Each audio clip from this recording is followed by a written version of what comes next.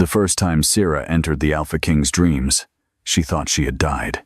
Not because of the darkness, not because of the blood covering the palace walls, but because the king was screaming. The sound tore through the dream like an animal trapped beneath ice. Raw, violent, inhuman, the kind of scream no ruler would ever allow another living soul to hear. And yet Sera heard all of it. She stood barefoot in black water inside a corridor she had never seen before, candle flames flickering blue along endless stone walls. The royal banners overhead were shredded as if claws had torn through them. Somewhere deeper in the darkness, chains rattled slowly. Heavy, ancien, alive. Sera's breath shook as she backed away. This was impossible. Dreamwalkers had been exterminated almost 200 years ago. Every child in the kingdom knew the story. The old moon priests had burned them alive after claiming their magic corrupted the minds of wolves. Mothers frightened children with tales of pale women who could slip inside sleeping souls and steal memories from behind their eyes. But Sera had never stolen anything. She never even meant to enter dreams. It simply happened. Since childhood, sleep had never fully belonged to her. Sometimes she wandered through strangers' memories without understanding how. Sometimes she woke with bruises she did not remember receiving. Sometimes she heard voices from sleeping people before they spoke aloud the next morning. So she learned silence. Silence kept servants alive, especially oath-bound servants, especially girls like her. Another scream exploded through the corridor. Sera flinched violently. Far ahead, silver light flickered beneath a massive iron door. She should leave. She knew she should. But the sound that came next was not rage. It was pain. A terrible, broken kind of pain that hollowed something inside her chest. And before she realized what she was doing, Sera moved toward it. The water beneath her feet rippled black as ink. Strange whispers slithered through the corridor walls.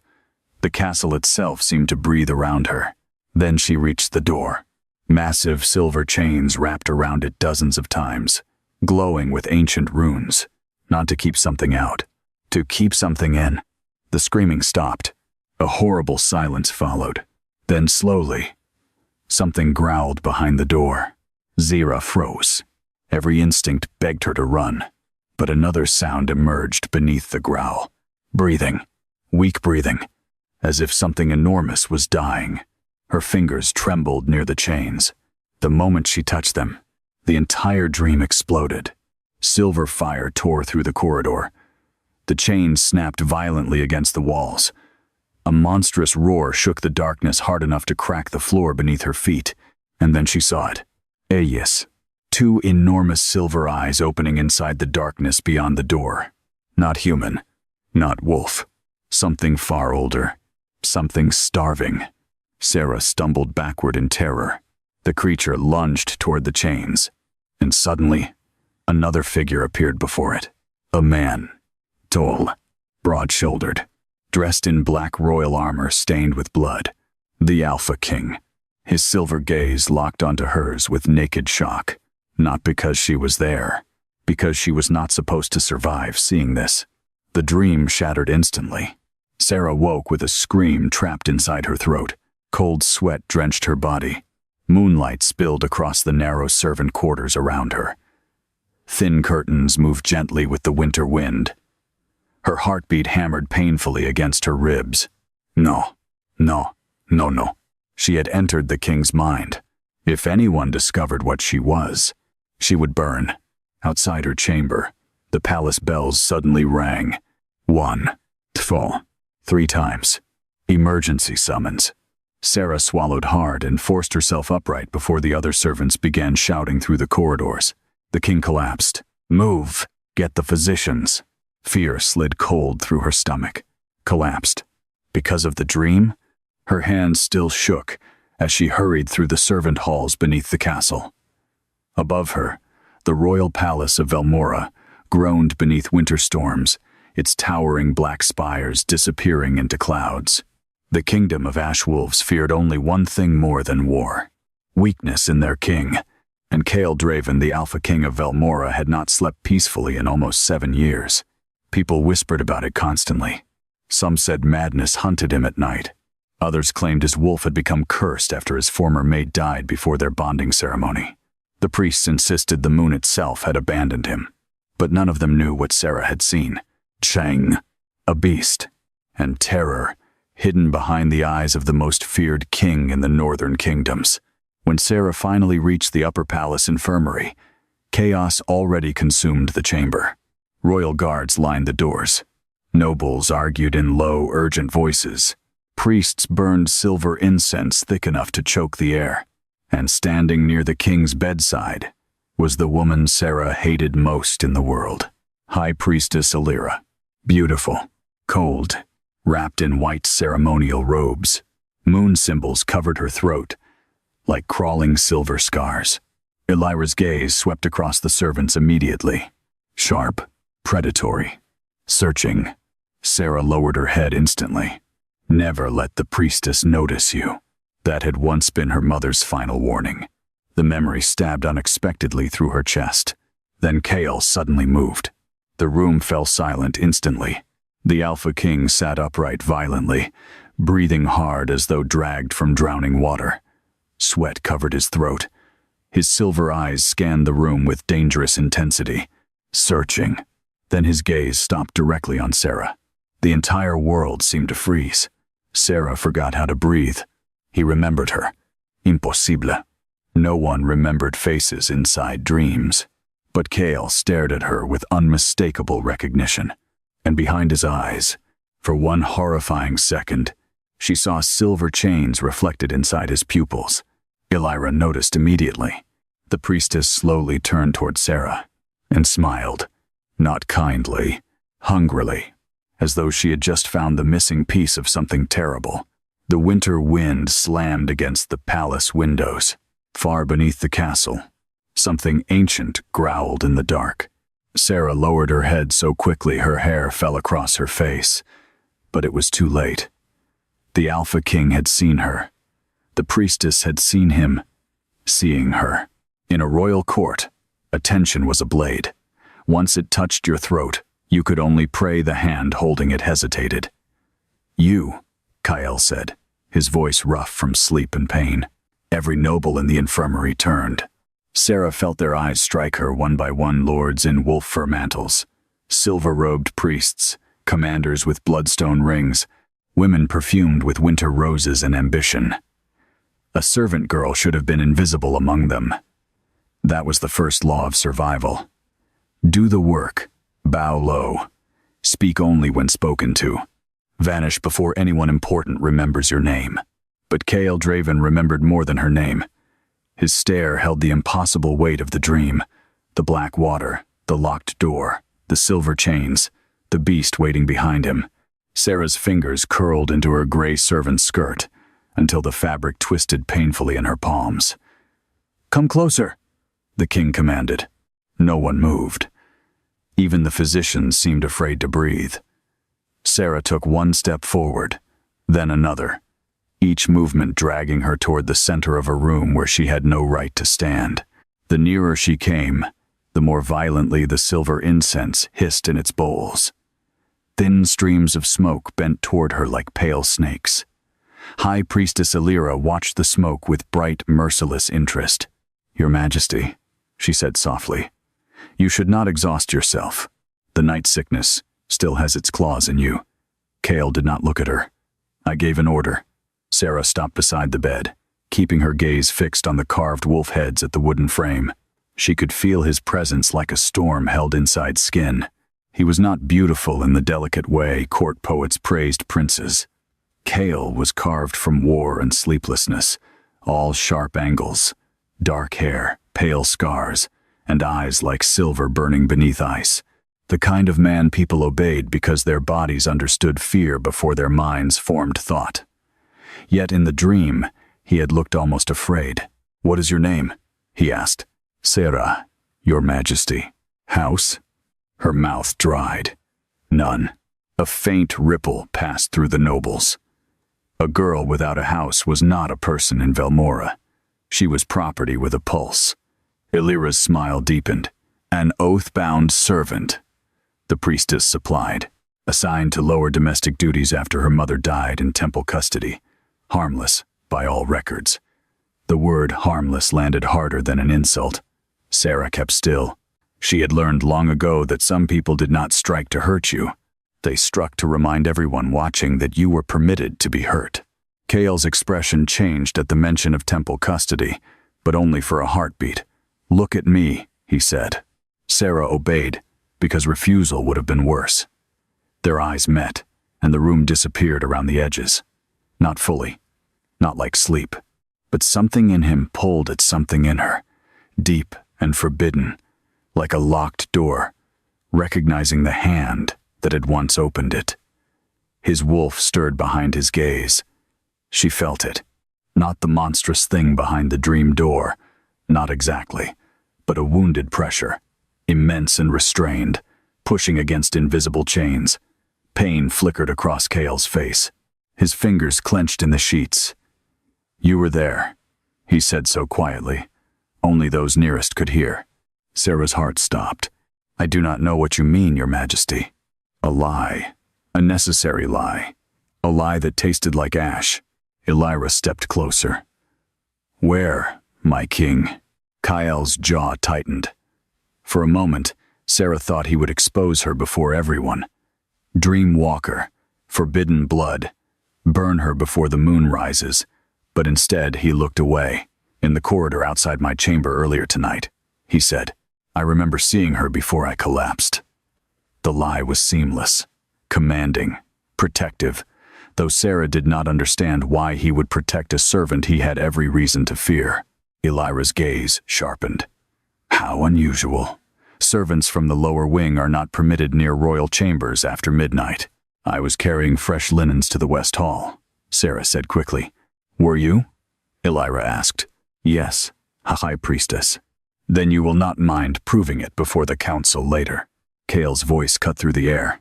"There will be no council questioning." The room stiffened. Illyra turned slowly back to him. "Your Majesty?" I said no. The priestess bowed her head, but Sarah saw the fury hidden beneath the gesture. Everyone did. That was the danger of Illyra. She never needed to raise her voice to threaten a kingdom.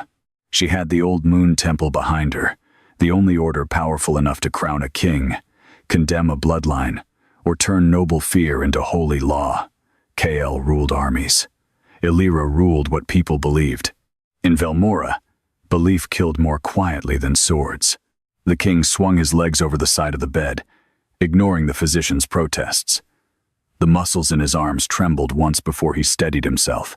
Sarah noticed because servants noticed weakness in powerful people, the way mice noticed shadows overhead. Kael was not well. Whatever lived inside his soul was eating through him night by night. "Leave us," he ordered. The nobles hesitated. His eyes flashed silver. Now, the chamber emptied in a storm of silk, armor, incense, and offended whispers. Illyra was the last to go. At the doorway, she glanced once at Sarah. "The moon reveals what blood attempts to hide," she murmured. Then she left, and the door closed behind her, with a sound like a sentence. Sarah stood alone with the Alpha King. For a breath, neither of them spoke. Wind scraped icy branches against the windows. Candles trembled in their iron holders. Kale remained seated on the edge of the bed, shoulders tense, head slightly bowed, as though every second awake cost him strength. Then he said, "Do not lie to me again." Sarah's throat tightened. "Then do not ask questions that will get me killed." His gaze lifted. The boldness of her own words shocked her. She nearly stepped back, expecting anger. Servants were punished for less, but Kale only studied her, and something almost like respect flickered beneath his suspicion. "You know what you are. I know what people burn." That was not my question. It was my answer. A faint silence followed, sharp and dangerous. Then Kale gave a low, humorless breath. "You entered my dream." Sarah looked toward the door. "I did not mean to. No one accidentally breaches the mind of an Alpha King. I did. Impossible. Most of my life has been that." The words slipped out before she could bury them. Kael's expression shifted again, not softening, not yet, but listening in a way that unsettled her more than cruelty would have. She was used to being commanded, dismissed, corrected, inspected like a cracked cup. She was not used to being heard. "What did you see?" he asked. Sarah remembered the chained door, the eyes in the dark, the scream. She could lie again, but his face had gone still in the way of a man bracing for execution. This was not royal curiosity. This was terror, wearing a crown. "A corridor full of black water," she whispered. "Blue candles, a sealed door, silver chains." Kael's hand closed around the bedpost until the carved wood groaned, and behind it, something alive. His face went pale beneath the firelight. "It is not alive," he said. Sarah felt cold spread through her. "Then what is it?" His mouth tightened. "A mistake buried inside me. That thing was suffering. It should suffer." The hatred in his voice struck her silent. But beneath it, she heard something else. Grief. Old, poisonous grief. "Why?" Kael stood too quickly. Pain flashed through him and he caught the bedpost again. Sarah moved instinctively to help, then stopped before touching him. Kings did not accept hands from servants. Wolves did not bare throats to lambs. Yet his gaze dropped to her half-raised hand, and for one fragile moment, the room filled with something neither of them wanted to name. Then thunder rolled over the palace. Far below, an answering sound rose through the stone. A growl. Not from Kael, not from any living wolf in the palace. From beneath them, the floor trembled. Sarah stepped back. "What was that?" Kael's expression closed like a gate. "Nothing you heard. That is not an answer. It is the only one you are getting." The door opened before she could speak again. Captain Varric, commander of the Royal Guard, entered with his hand on his sword. Behind him stood 2 temple acolytes, holding silver lanterns. His face was hard. Loyal in the brutal way soldiers were loyal to thrones rather than people. "Your Majesty, forgive the interruption. High Priestess Illyra has called for an emergency moon inquiry at dawn. She claims forbidden magic was detected inside the infirmary." Sarah's blood turned to ice. Kael's eyes moved slowly to the silver lanterns, then to Varric. "Did she? She has requested the servant girl be confined until questioning." Silence filled the chamber. Sarah knew what confinement meant. A stone room beneath the temple, a silver bowl of moon water. Questions that became accusations, accusations that became flames. Her mother had gone into temple custody with both hands unmarked, and came out wrapped in a burial cloth. Kael looked at Sarah. This was the moment she expected him to step back. Powerful men protected secrets, not servant girls. Especially not girls whose blood could stain their rule. Instead, he said, "No." Varric blinked. "Your Majesty? She remains under my authority. The priestess believes. I do not care what she believes." The commander lowered his head, but unease crossed his scarred face. "The temple will not accept refusal. Then the temple may learn disappointment." Sarah stared at him. She should have felt relief. Instead, fear sharpened. Protection from a king was not safety. It was a brighter cage. If he kept her close, everyone would look harder. Illyra would dig deeper, and whatever waited beneath the palace had already begun to wake. Kael turned to her. "You will serve in my wing from tonight onward." "No," Sarah said before she could stop herself. Varric's eyes widened. Even Kael went still. Sarah lowered her head at once, panic rising. "Forgive me. I meant—" "You meant no," Kael said. She forced herself to look at him. "If I stay near you, she will use me against you. She will try. She will succeed." Something dangerous flickered in his eyes. "You underestimate me." "No, Your Majesty. I think everyone else overestimates how much power a king has when the court is afraid." The words rang through the room like struck metal. Varric looked as if he expected Kael to order her tongue cut out. Kael only stared at her. Then, very quietly, he said, Perhaps you are not as harmless as your records claim." Sarah felt the insult and the compliment tangled together. "I have survived by being harmless. Survival is not harmless." Outside the windows, dawn had not yet touched the sky, but the moon was sinking behind storm clouds. Its silver light fell across Cale's face, and for the first time Sarah saw a mark at his throat, just above the collar of his open black shirt. A faint line of runes beneath the skin, not tattooed, burned from within. The same runes she had seen on the chains in his dream. He noticed her looking. His hand rose to cover the mark. "Too late," Sarah whispered. "The chains are on you too." Cale's face hardened. "Leave." "But now." The command struck with alpha force. Not enough to crush, but enough to remind every wolf-blooded soul in the room who ruled. Sarah's knees weakened, though she had no wolf to obey him. That made Cale's eyes narrow, because he noticed that too.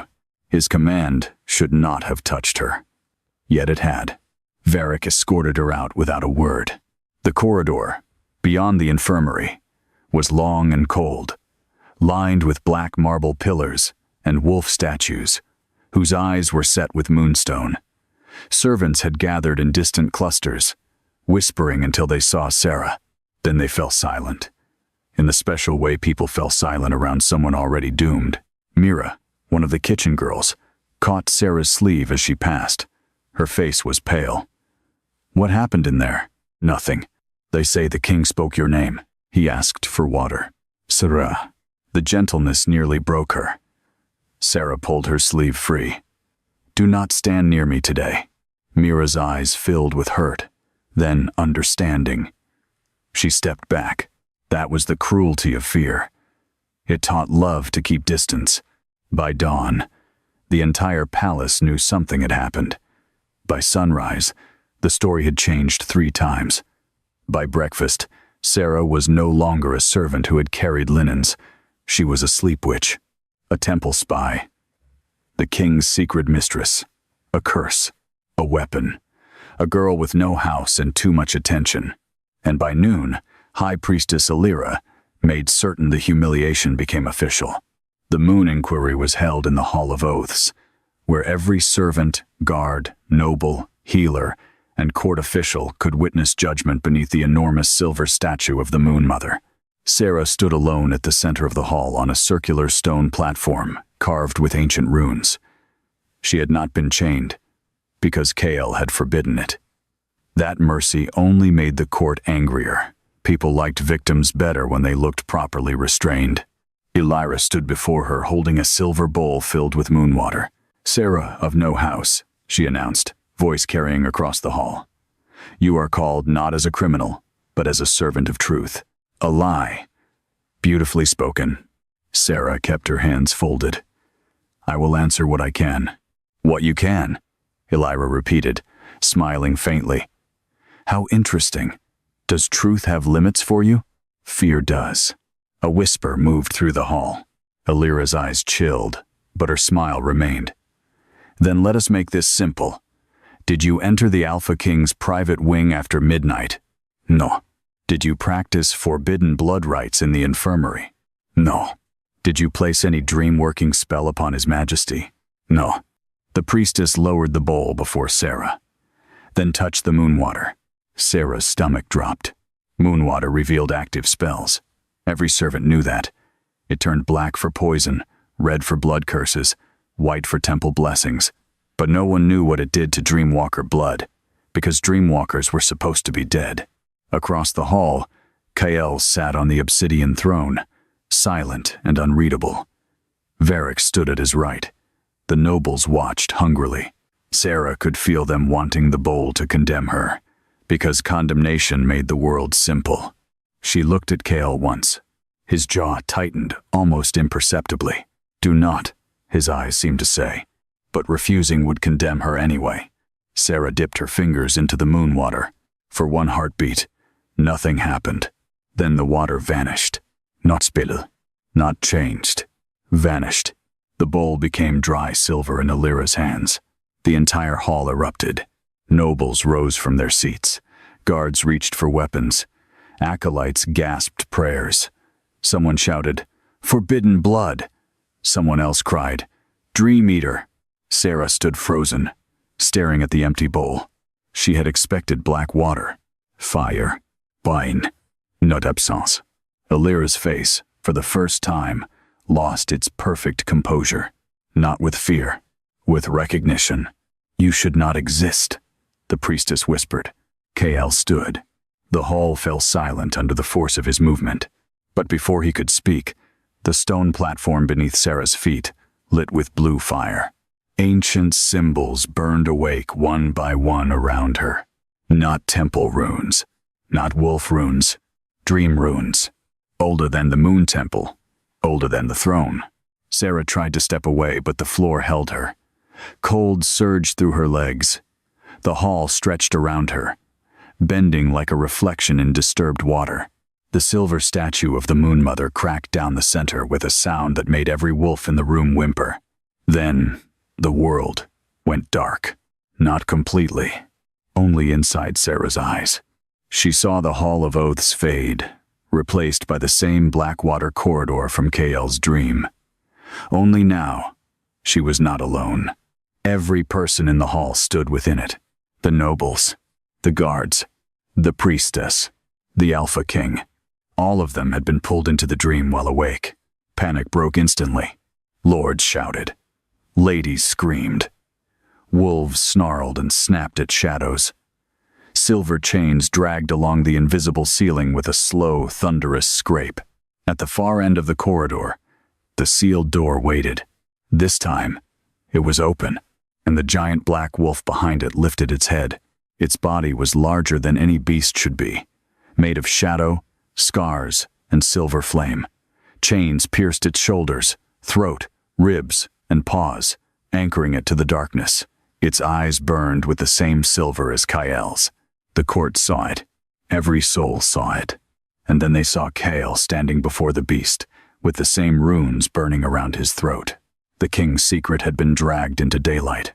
Only daylight was gone. Sarah heard Alira inhale sharply beside her. Not in surprise. In triumph. The priestess had not wanted to expose Sarah.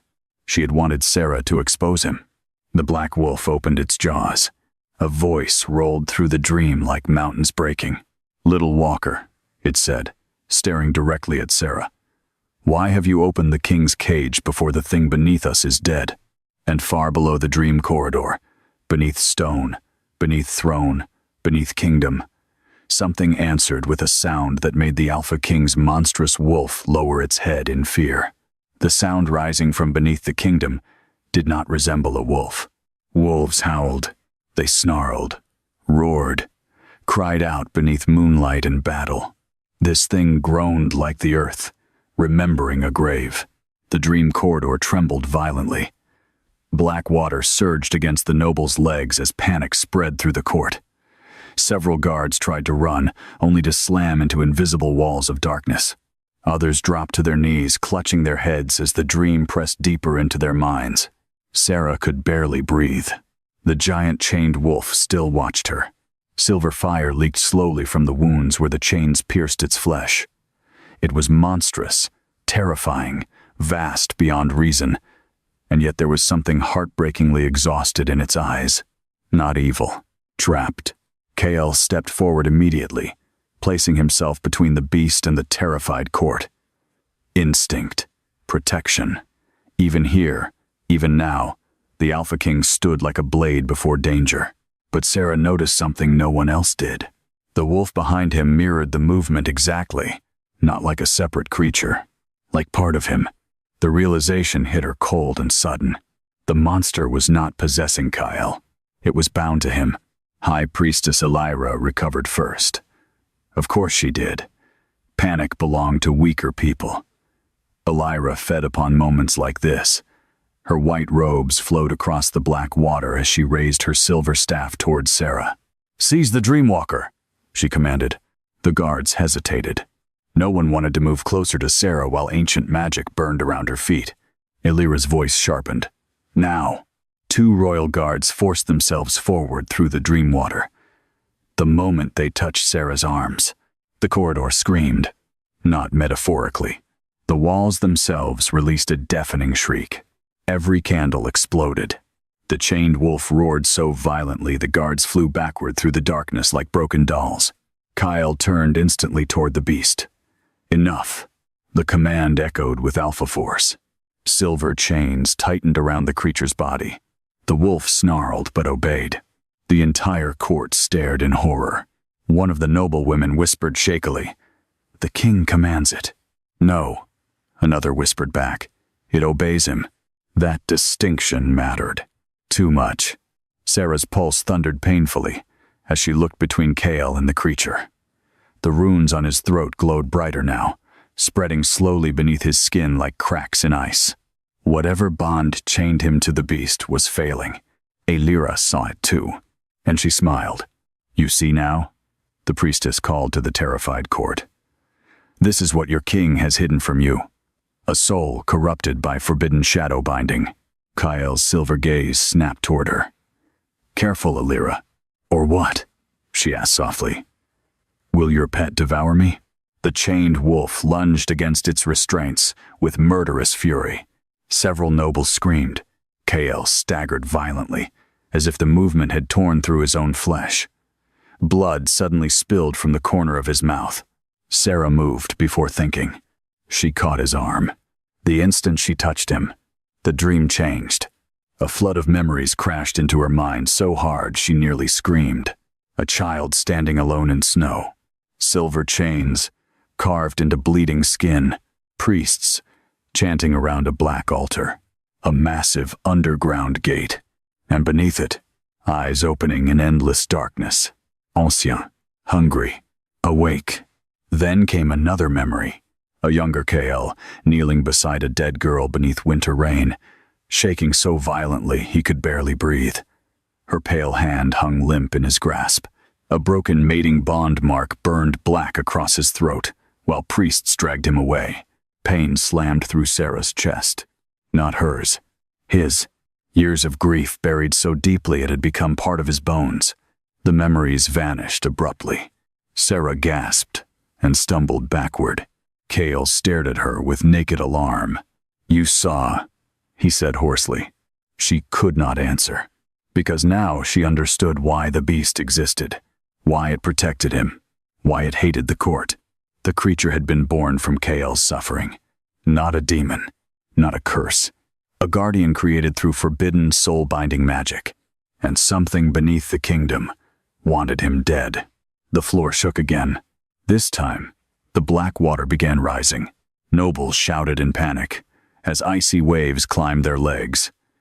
The corridor walls cracked slowly apart, revealing glimpses of something buried beneath the dream itself. Massive stone arches far below the palace foundations. Ancien ruin, older than Villemort. The chained wolf lifted its head suddenly.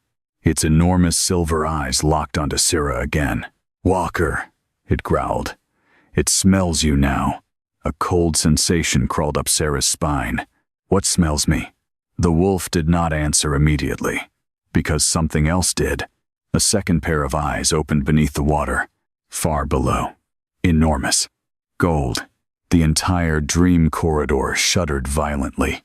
Kyle's face drained of color. "No," he whispered. The golden eyes blinked once. Then a voice rose from beneath the kingdom itself, deep enough to shake marrow. "The bloodline survives." The nobles collapsed into chaos. Some screamed prayers. Some begged the Moon Mother for mercy. Others stared at Sarah with sudden, terrible understanding. Bloodline, not magic. Bloodline. Alira slowly turned toward Sarah, and for the first time the priestess looked afraid, not of what Sarah could do, of what she was. Kale grabbed Sarah's wrist hard enough to startle her. "Wake up," he ordered. "What?" "Now. I don't know how." "You must." The golden eyes beneath the water began rising closer. The chained wolf snarled desperately. "Go," it thundered. Kyle slammed his hand against Sarah's forehead. The dream shattered. Sarah woke on the cold marble floor of the Hall of Oaths, with a cry trapped in her throat. Around her, nobles gasped awake in terror. Some were vomiting black water. Others crawled desperately across the floor, trying to escape shadows that no longer existed. Candles had gone out across the hall. The enormous statue of the Moon Mother now stood split entirely in half. And every wolf in the chamber, every single one, was bowing their heads towards Sarah. Not willingly, instinctively. Fear rippled through the room. Real fear. Not disgust. Not mockery. Ancient, animal fear. Kael rose slowly from the foot of the throne steps. Blood stained the collar of his black coat. The glowing runes beneath his throat had spread farther now, visible above his skin like molten silver cracks. But his eyes never left Sarah. Neither did Aliris. The priestess recovered first. She must be executed immediately. The hall erupted again. Kael descended the throne steps with terrifying calm. No. She breached the royal dream realm. She was dragged there. She awakened the underground seal. At that, silence spread. No one wanted to say those words aloud. Underground seal. Even hearing them felt dangerous. Kael stopped beside Sarah. Enough. The force in his voice shook the hall. Elira lifted her chin. You would defend her after what the court witnessed? Kael's jaw tightened. The court witnessed its king protecting this kingdom for years while the temple lied about the cost. Murmurs exploded instantly. Elira's eyes flashed. Careful. No, Kael said quietly. You be careful. The threat in those words chilled even the guards. Sarah looked between them, confused. Temple lied? About what? Elira stepped forward slowly. You cannot hide the truth forever, Kael. The beast weakens. The chains fail. And now, a dreamwalker has awakened inside your palace after 2 centuries of silence. Her gaze slid toward Sarah. The old prophecies are beginning. The room grew colder. Several nobles looked visibly terrified now. Sarah swallowed hard. What prophecy? No one answered, which was answer enough. Kael suddenly held out his hand toward her. The entire court froze. Not because he offered help, because an Alpha King did not touch oath-bound servants in public. Evil. Saras stared at his hand. His expression remained unreadable.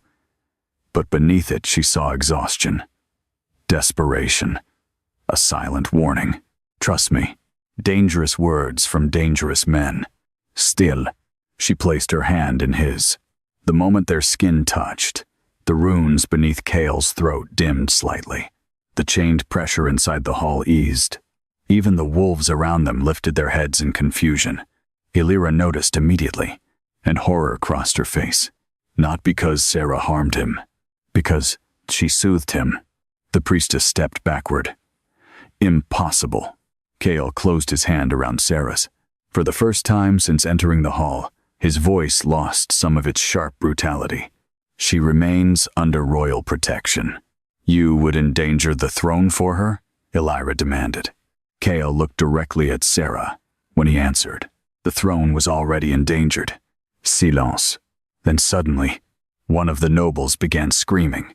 Everyone turned.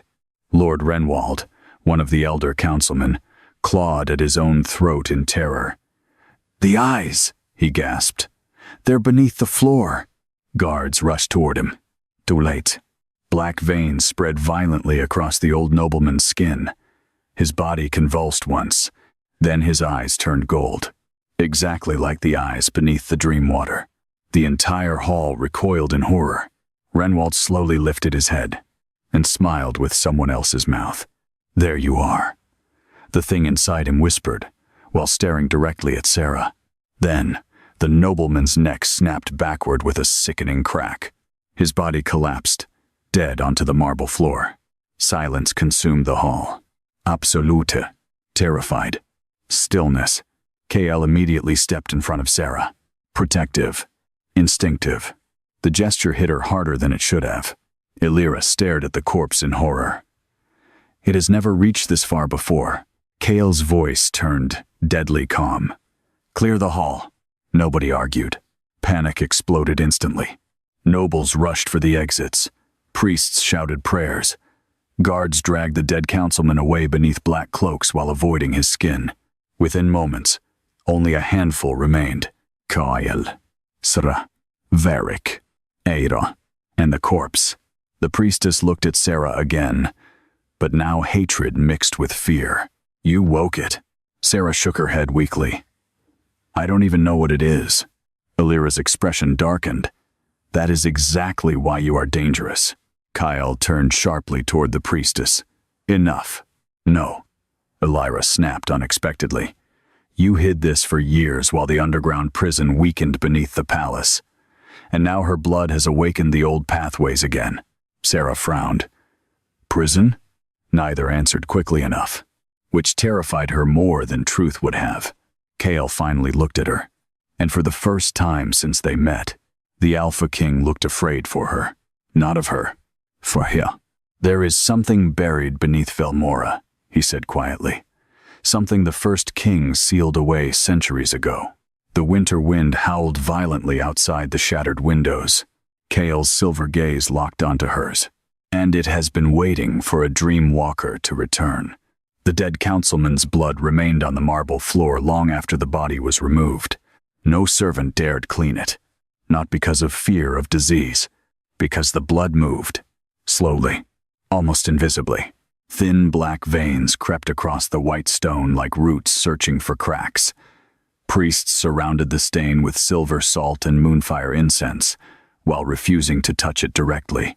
Even the wolves kept away from that side of the hall. Sarah noticed all of it as Kale led her through the palace corridors beneath armed escort. No one spoke. Not Varric. Not the guards. Not even Kale. Yet tension thickened the air like smoke before a fire. Servants flattened themselves against walls when the king passed. Nobles pretended not to stare at Sarah while openly staring anyway. Whispers followed them through every corridor. Dreamwalker. Forbidden blood. The king touched her. The underground seal is breaking. Each rumor spread faster than the last.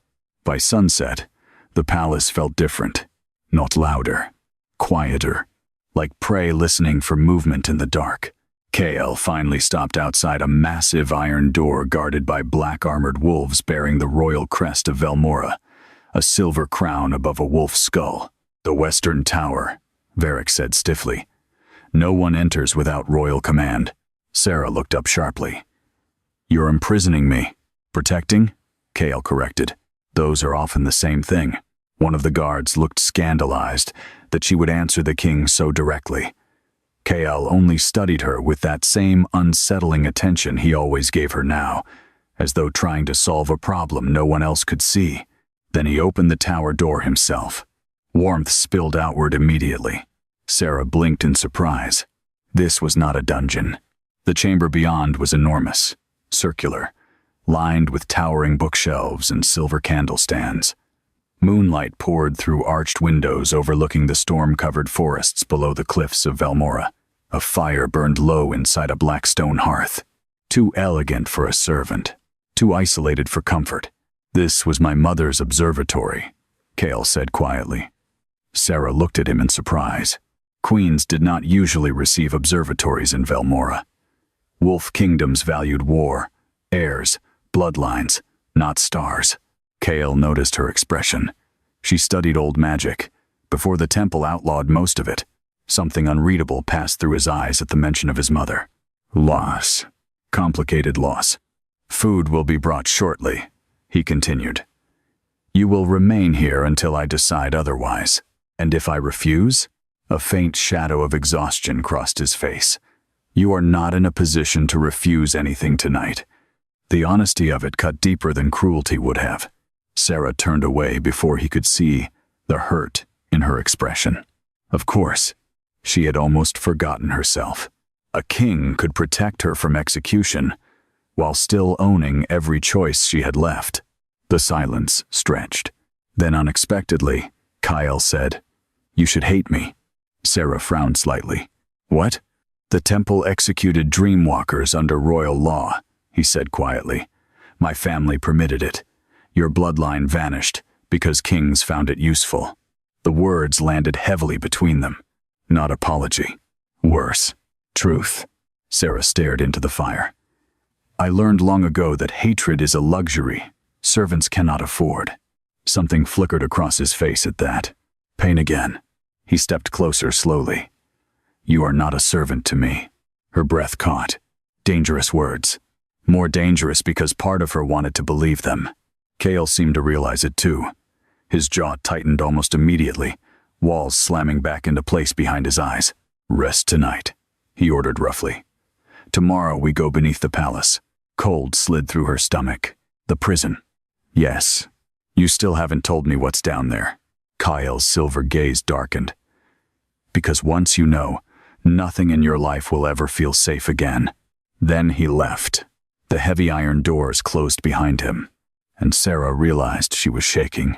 Not from fear of the prison, from the way his voice had changed when he looked at her, as though he was already losing some war inside himself. The fire crackled softly in the silence. Outside, snow began falling over Velmora, and deep beneath the kingdom, something ancient woke a little more. Hours passed before Sarah finally allowed herself to move freely through the observatory. Books covered nearly every wall. Ancient maps, moon charts, crumbling journals written in languages she did not recognize. Strange silver instruments used to track stars and magical currents. But one thing drew her attention immediately. A portrait near the fireplace. A woman with silver eyes. Not beautiful in the fragile, courtly way noble women admired. Beautiful like winter storms over black mountains. Sharp-faced, regal, terrifyingly intelligent. Kale's mother, Queen Lucera. Sarah stepped closer slowly. There was something familiar about her expression. Not kindness, loneliness. The same loneliness Sarah sometimes saw in Kale, when he thought no one watched him. Below the portrait, faint writing had been carved into the frame. The kingdom fears what it cannot chain. Sarah stared at the words uneasily. Then, the candles flickered. Every flame bent sharply toward the floor. A whisper brushed against her ear. Walker. Sarah froze. The room had been empty. Slowly, she turned. Nothing stood behind her. But the shadows near the bookshelves moved strangely now. Breathing. Watching. The whisper came again. Below. The floor trembled faintly beneath her feet. Then silence returned. Sarah backed away from the shelves, pulse hammering. Whatever was buried beneath Velmora was reaching farther now. And somehow, it knew her. A sudden knock startled her violently. The tower door opened. Mira entered carrying a tray of food and blankets. The moment she saw Sarah, relief flooded her face. Thank the moon you're alive. Sarah almost laughed at how tragic that sentence sounded. Mira hurried closer, lowering her voice immediately. The palace is losing its mind downstairs. Half the nobles are demanding your execution. The other half think you're some kind of prophecy. That sounds equally terrible. It gets worse. Mira swallowed nervously. The temple sent hunters. Sierra van Steel. Temple hunters. Not priests. Executioners. They arrived after sunset, Mira whispered. Illyra claims they're here to protect the kingdom. No. They were here because the temple feared losing control. Dreamwalkers were not simply magical. They were dangerous to institutions built on secrets. Sarah sat slowly near the fire, exhaustion suddenly crashing over her in waves. Mira carefully placed the tray down. What happened in the Hall of Oaths? Sarah hesitated. How could she explain any of it? The dream corridor, the chained beast, the golden eyes beneath the kingdom, the way Kyle's hand had steadied her, even while the entire court watched. So instead she whispered, "Something is waking under the palace." Mira's face paled instantly. You sound like the old stories. Maybe the old stories were true. The servant girl sat beside her carefully. People are frightened of you now. Sarah stared into the flames. People were frightened of me before. They simply hid it better. Mira looked at her sadly. You always knew something was different about you, didn't you? Sarah nodded once. When I was little, sleeping people used to speak to me. Her voice grew distant with memory, not aloud. Inside dreams. Sometimes I saw things before they happened. My mother made me swear never to tell anyone. What happened to her? The question hollowed the room. Sarah looked down at her hands. The temple took her after a nobleman accused her of entering his son's dreams. She swallowed hard. She told me not to cry when they dragged her away. Said tears made cruel people feel powerful. Mira's eyes filled with quiet horror. Sarah had never told anyone that before. Not fully. Not the memory she still woke from sometimes. Her mother kneeling calmly in moonlit chains. Temple fire reflecting in silver eyes. The final look they shared before the gates closed. Sarah blinked hard and forced the memory away. "I survived because I learned how to disappear," she whispered. "But the king sees you now." That frightened her more than Mira understood. Before Sarah could answer, a deep horn suddenly echoed across the palace. Once, twice, alarm. Mira stood instantly. What now? Voices erupted below the tower. Running footsteps thundered through corridors. Then came the howl. Not human, not wolf. Something between both. Sarah felt cold terror crawl through her body, because she recognized it. The chained beast from the dream. Without thinking, she ran toward the balcony overlooking the lower courtyards. Snow whipped violently through the air outside. Guards raced across torchlit walls below. Wolves barked orders through the chaos. And standing at the center of the main courtyard was Kale. He knelt in the snow, gripping his own throat, while silver runes blazed across his skin like wildfire. The guards kept their distance, afraid. Good reason. Shadow poured from beneath the king's feet, spreading across the courtyard stones like living darkness. And behind him, a massive wolf silhouette began forming in the storm. Half real, half nightmare. The chained beast was escaping. Kale's roar tore through the palace. Every wolf in the fortress dropped instantly to one knee. Not obedience, instinctive terror. Sarah's pulse slammed painfully against her ribs. She understood immediately. The chains were weakening because of the dream breach. Because she entered his soul. "No," she whispered. The shadow wolf behind Kale grew larger. Silver chains manifested around it, rattling violently through the storm as cracks spread across them one by one. Varric shouted from below, "Seal the courtyard." Temple hunters rushed forward carrying silver spears etched with moon runes. Sarah's stomach turned. They were going to attack him. Kale lifted his head slowly. His eyes were no longer silver. They were completely black. The first hunter lunged. The shadow beast moved instantly. The man never even screamed. One moment he existed. The next, black claws sent him flying across the courtyard wall hard enough to shatter stone. Chaos erupted. Guards shouted. Wolves transformed. Snow exploded beneath pounding paws. The beast roared again, and Sarah felt the sound inside her bones. Not rage, fear. It was terrified. Terrified of losing control. Terrified of hurting him. Then Kale looked upward toward the tower balcony. Toward her. For one horrifying second, Sarah saw the man and monster fighting each other behind those dark eyes. And losing. "Sarah," he rasped. The way he said her name shattered something inside her chest. She ran, ignoring Mira shouting behind her, ignoring guards trying to stop her, ignoring every survival instinct she possessed. Because beneath the terror, she knew one impossible truth. The beast would never hurt her. By the time she reached the courtyard, snow and shadow twisted together violently across the ground. Wolves circled at a distance, too frightened to approach fully. Kale was barely standing now. The shadow beast towered behind him, enormous and unstable, chains snapping one after another. Illyra stood near the temple hunters, with cold triumph burning in her eyes. "Kill it before it fully manifests," she ordered. "No," Sarah screamed. Every head turned. Kyle's black gaze found hers instantly. The beast stilled. Illyra's face darkened. "Get away from him." But Sarah kept walking forward through the snow. Closer, closer. The monstrous wolf lowered its massive head toward her. Silver eyes appeared briefly within the darkness. Not murderous, pleading. Kale shook violently. "Leave," he growled through clenched teeth. You won't hurt me. You don't know that. I do." The certainty in her own voice startled even her. The entire courtyard held its breath. Then Sarah did the most dangerous thing possible. She touched him. The instant her hands reached Kale's face, the world exploded into dreams again. This time, the dream did not begin in darkness.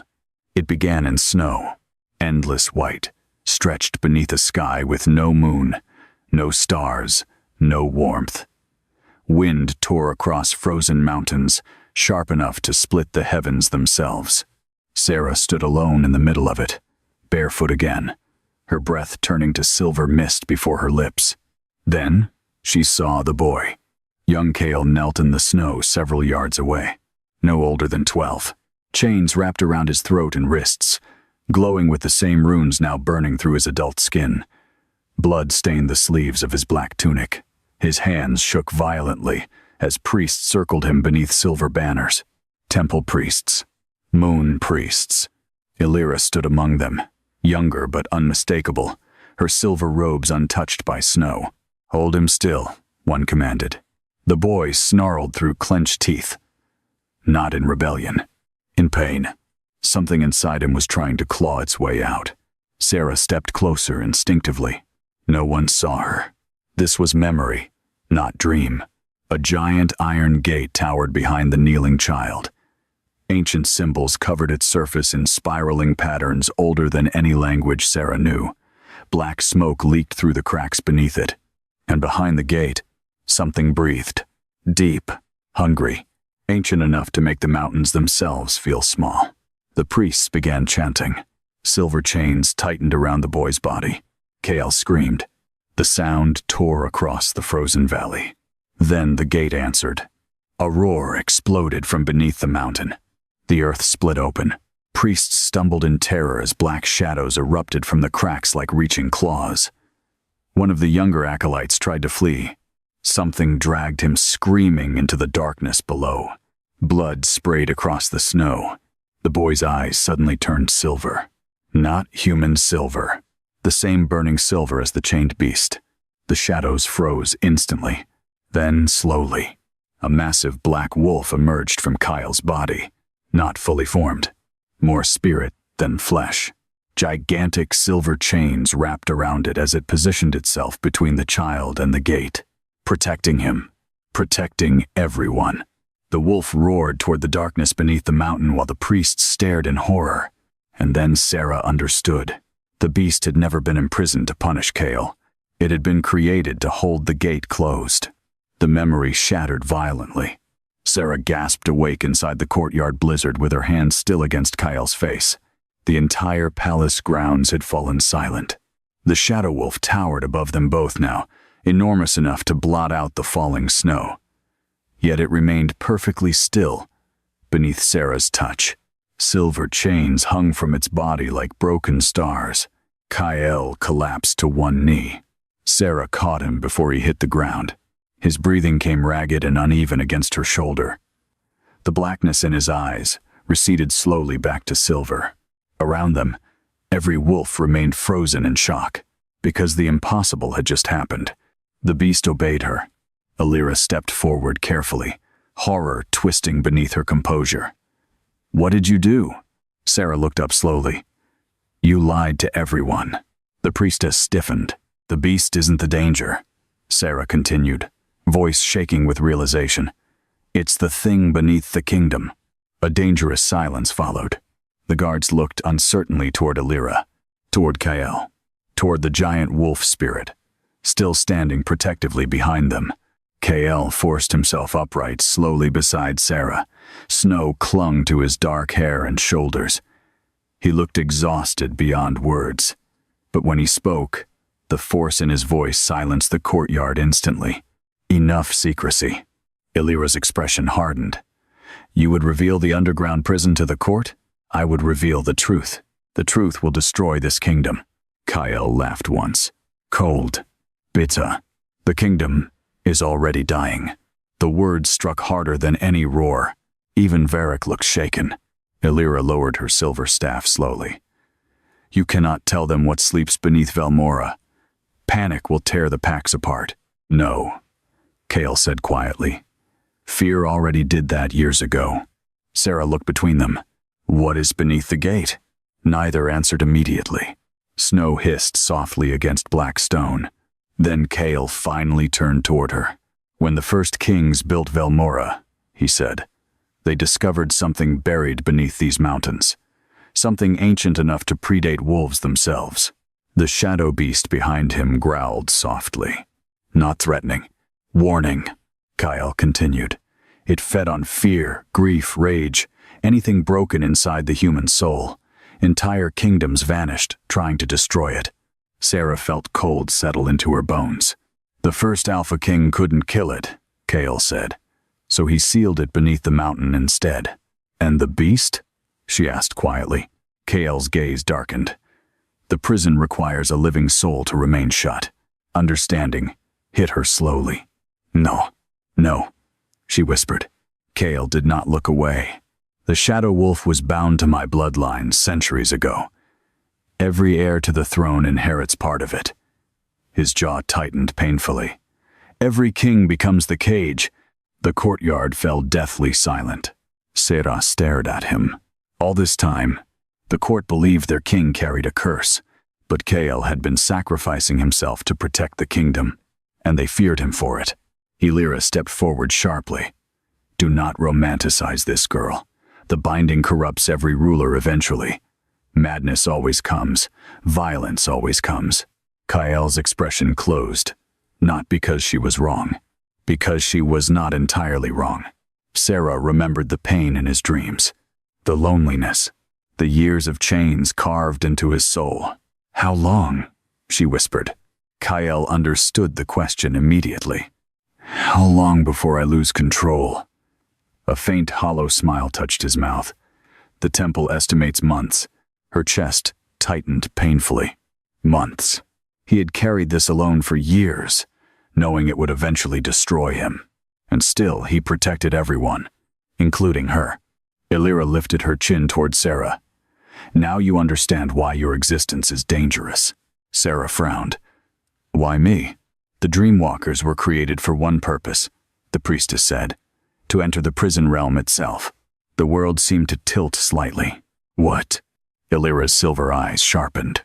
"Your bloodline once maintained the seal alongside the royal wolves. Dreamwalkers could move safely through the veil between waking and nightmare." Her expression darkened.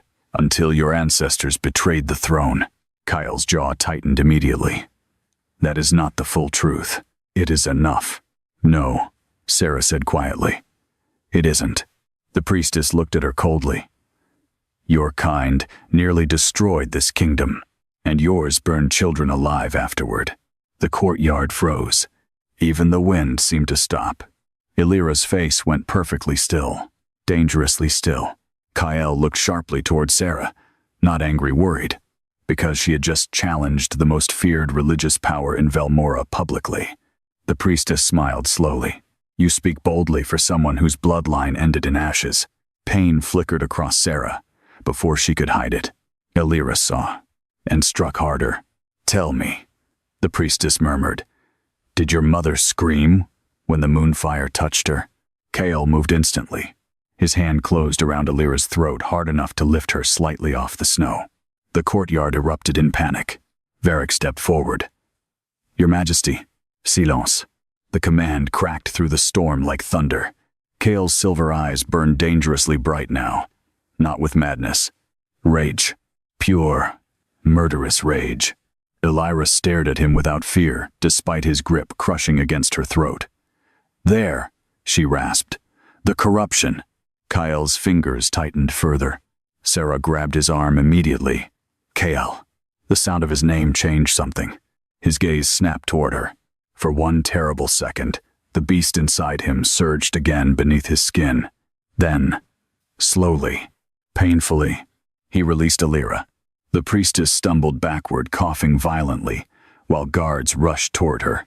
Kale turned away from everyone, ashamed. That hurt Sarah more than the violence itself, because she realized this had happened before, many times. Moments where he nearly lost control. Moments the court used to fear him more. Elira straightened slowly, eyes gleaming with vicious triumph, despite the bruises already forming on her throat. "You see," she said to the gathered wolves. "This is what sits upon your throne." Kael said nothing. The silence felt heavier than denial. Then suddenly, a howl echoed from somewhere inside the palace. Not from a wolf, from a human. A servant burst into the courtyard moments later, pale with terror. "Your Majesty." Varric stepped forward immediately. "Speak." "The lower crypts," the servant gasped. "The dead are waking." Silence. Absolute silence. Elira's face drained of color. Kael turned sharply. "What did you say?" "The royal crypts opened on their own," the servant whispered.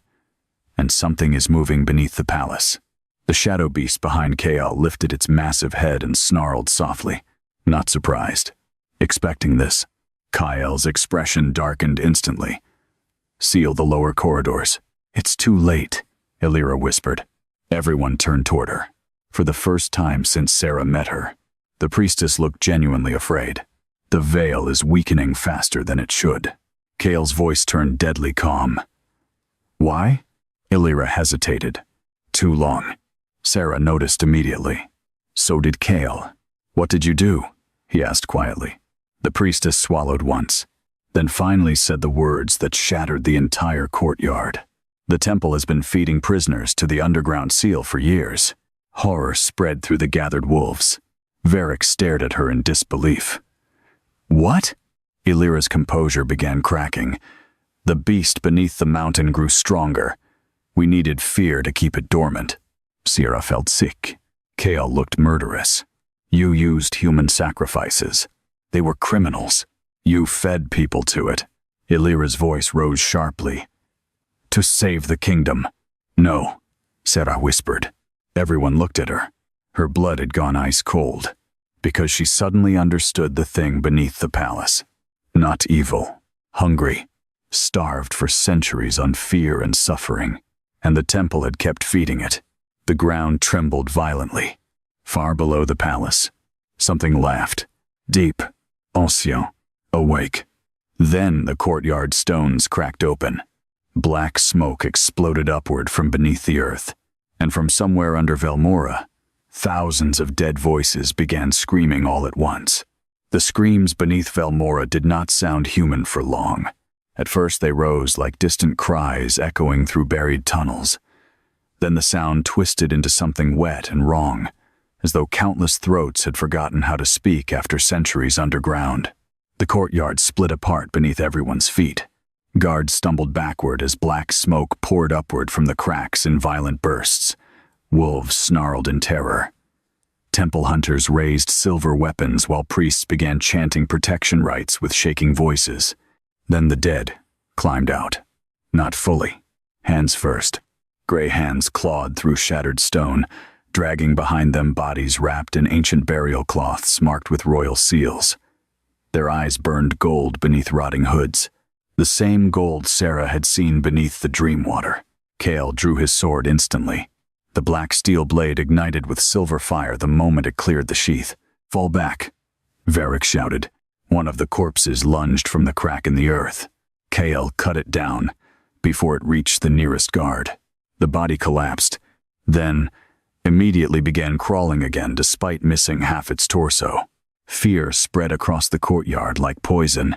"These are not corpses," Elira whispered in horror. "No," Sarah said quietly. "They're dream-bound." Everyone looked at her. The knowledge came without explanation, slipping into her mind the same way dreams always did. She suddenly understood things she should not know. The creature beneath the mountain was not simply controlling the dead. It was filling them, using them like empty skins. Another body pulled itself from the ground, then another, and another. The dead of Velmora were waking beneath the palace. Kael stepped protectively in front of Sarah without even thinking about it. "Get her inside the tower." "No," Sarah said immediately. His gaze snapped toward her. "This is not a request. You cannot fight this with swords. We can slow it. You'll die." A dark smile touched his mouth. "That has been the plan for years." The words hit her harder than the chaos around them. Kael turned sharply toward Varric. "Seal every lower gate. Burn the crypt tunnels if necessary." The commander hesitated only briefly before nodding. Yes, my king. Temple hunters surged forward as more dream-bound corpses clawed through the earth. Silver weapons flashed through smoke and snow. Some bodies fell. Most kept moving, because they felt no pain. Sarah stared at the dead faces emerging from beneath the palace, and suddenly froze. One of them was wearing servant gray, not ancient burial cloth. Recent, very recent. The corpse lifted its head slowly. Its dead golden eyes locked onto Sarah. Then it smiled, with split lips. "You opened the door," it whispered. Kael struck it down instantly. The body collapsed, twitching at Sarah's feet. Her stomach turned violently. "That servant died last winter," whispered one of the guards nearby. Another whispered back, terrified. "The temple took her." Sarah slowly looked toward Alira. The priestess did not deny it. That silence was worse than confession. Rage moved through Sarah, so suddenly it frightened her. Not hot rage, cold lie. The kind her mother once carried quietly behind exhausted eyes. "How many?" Sarah asked. Alira's face hardened. "Do not pretend innocence, Dreamwalker. Your bloodline created the prison, and your order fed innocent people to it. We preserved the kingdom. You fed it fear until it learned hunger." The ground shook again, as if the thing beneath Velmora enjoyed hearing itself discussed. Kael suddenly grabbed Sarah's wrist hard enough to pull her backward just as black claws exploded upward from the broken courtyard stones where she had been standing seconds earlier. A larger corpse dragged itself free from the darkness. No, not larger. Changed. Its body stretched unnaturally tall beneath torn, noble robes. Black smoke leaked from its mouth. Gold eyes glowed brighter than the others. The creature looked directly at Kael, then bowed, mockingly. "My king," it rasped. The shadow wolf behind Kael roared instantly. Silver chains rattled violently through the storm. The dream-bound noble laughed, and the sound was ancient. Kael's sword ignited brighter. "Everyone back!" Even Alira obeyed that tone. The creature tilted its head toward Sarah. "The walker smells like her." Cold crawled down Sarah's spine. "Who?" The creature smiled wider. "The first dreamer." Then it attacked. The thing moved impossibly fast. Kael barely intercepted it in time. Silver fire exploded through the courtyard as claws slammed against black steel hard enough to crack the ground beneath them. The impact threw nearby guards backward. Kael gritted his teeth, muscles straining as the creature pushed against him with monstrous strength. Black smoke poured from its body into the air like living shadow. "You weaken, cage-bearer," it hissed. Kael shoved it backward violently. The creature landed on all fours several yards away, grinning with dead lips. Then, its gaze shifted toward Sarah again, and something changed. The hunger in its expression deepened. Recognition. "You truly survived," it whispered. Before Sarah could react, the creature lunged directly toward her. Kael roared. The shadow wolf behind him exploded forward simultaneously. Massive black jaws slammed into the creature midair, crushing it into the stone wall of the courtyard tower hard enough to shatter marble. The entire palace shook. The beast pinned the creature beneath enormous claws, while silver chains wrapped violently around both of them. The dead thing screamed, not in pain, in fear. For the first time, fear. Sarah stared upward in shock as the chained wolf lowered its giant head toward the creature. Then the beast spoke. "Tell your master," it growled. "The last Dreamwalker is under my protection." The courtyard froze. The creature beneath its claws began laughing. "Protection?" it hissed. "You still do not understand what she is." Kael's face darkened instantly. The dead thing looked toward Sarah one final time. "When she remembers," it whispered, "the mountain will open." Then the shadow wolf tore it apart. Black smoke burst outward violently. The remaining corpses immediately collapsed, lifeless across the courtyard. Silence followed. Only snow and heavy breathing remained. The giant wolf slowly stepped backward from the remains. Its silver eyes found Sarah again. There was intelligence there, ancienne intelligence, and exhaustion so profound it hurt to look at. Then suddenly the chains around its body tightened violently. The beast roared in agony. Kale dropped to one knee at the exact same moment. Sarah rushed toward him instantly. His body shook beneath her hands. The glowing runes had spread farther now, burning across his collarbone beneath torn black fabric. Every manifestation weakened him. Every use of the beast brought him closer to breaking. "Kale," she whispered. He forced himself upright, breathing hard. "I'm fine." It was such an obvious lie she almost wanted to scream. Illyra approached slowly, shaken for the first time since Sarah met her. The creature recognized her. "No," Kale said coldly. "It baited us." "Did it?" Silence answered, because everyone heard the same thing. "When she remembers." Sarah looked toward the cracked courtyard stones uneasily. "What does that mean?" No one answered immediately. Then Kale looked at Illyra, and Sarah suddenly realized something horrifying.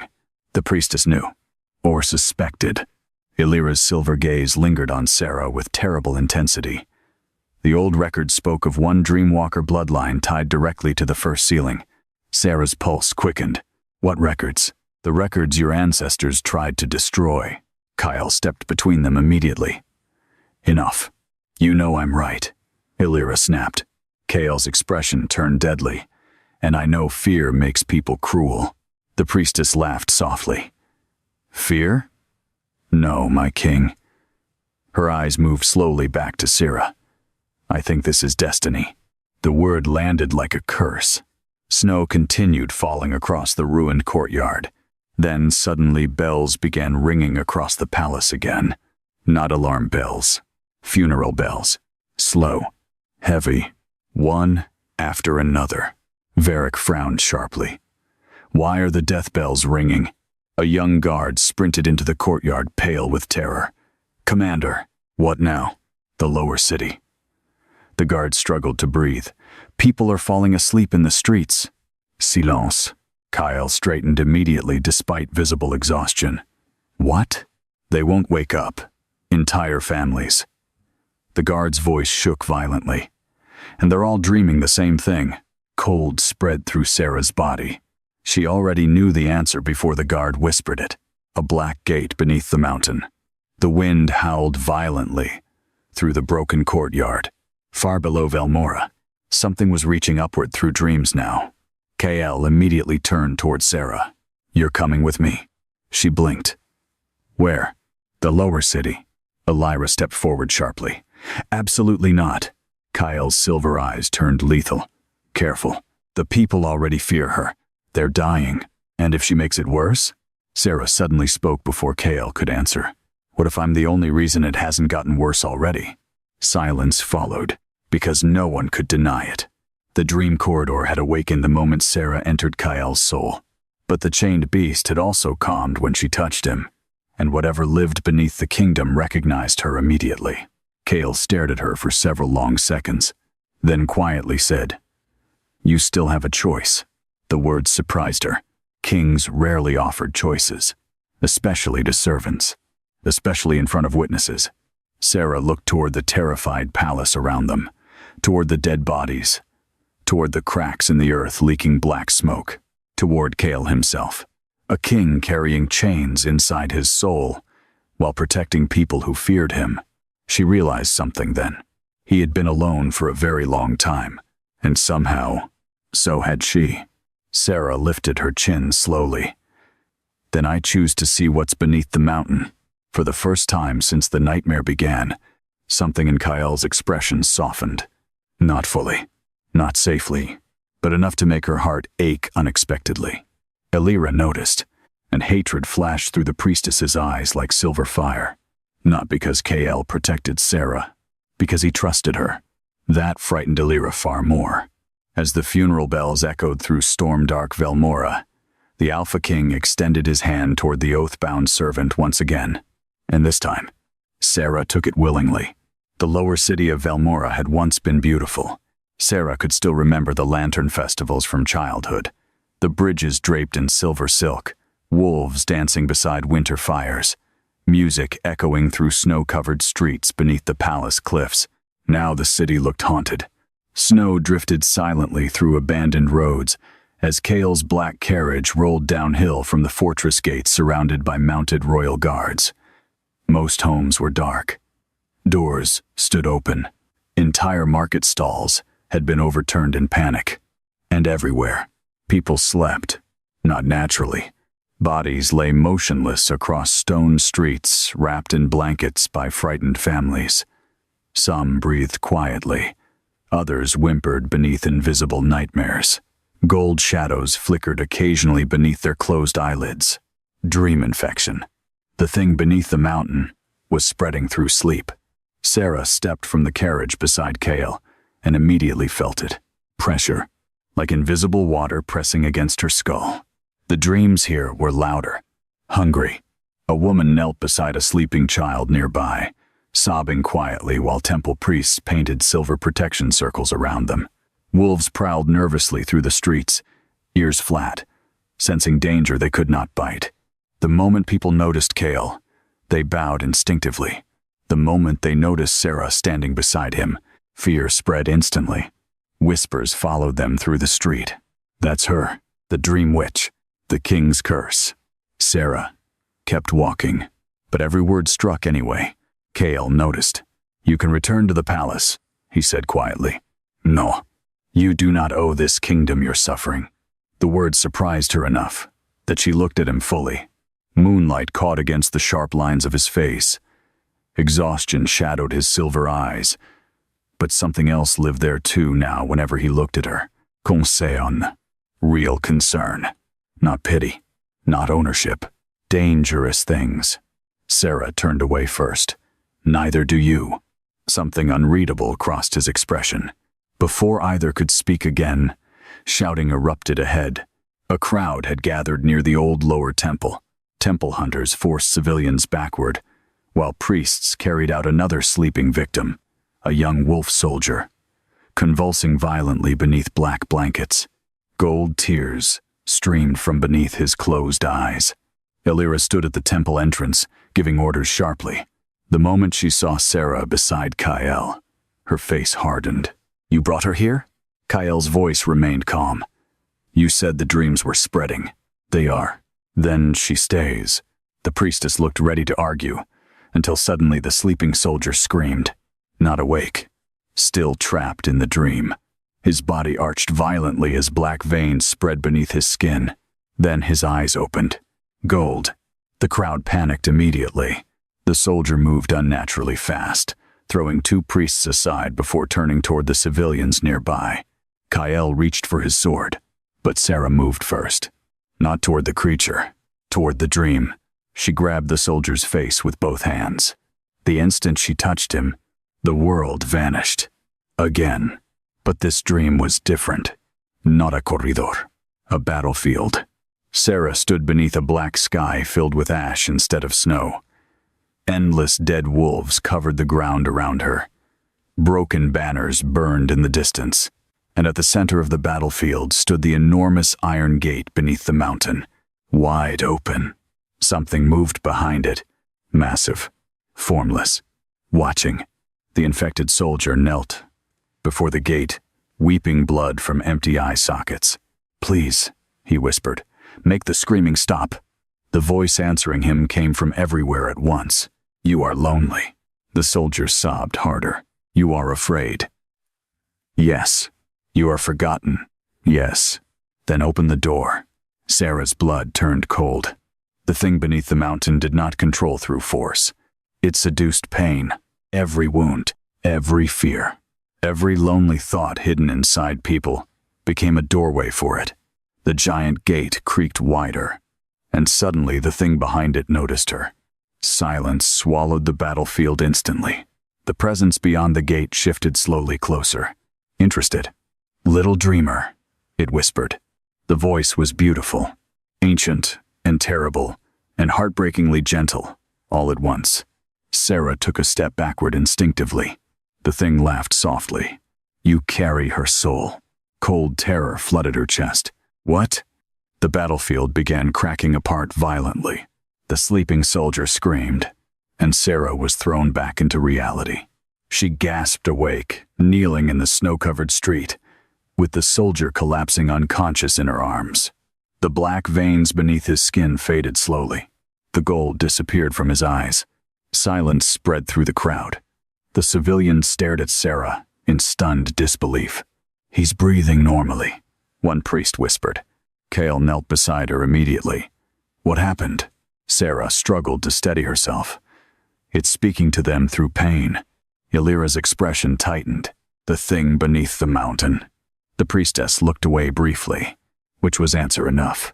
"You knew," Sarah whispered. Illyra's voice sharpened. "We knew enough." "No," Sarah said. "You feared enough." Kyle's silver gaze remained fixed on Sarah. "What did it say to you?" Her stomach tightened. "You carry her soul." She did not understand the words, but they terrified her more than the battlefield itself. Before she could answer, a child suddenly pointed upward toward the palace cliffs. "Look!"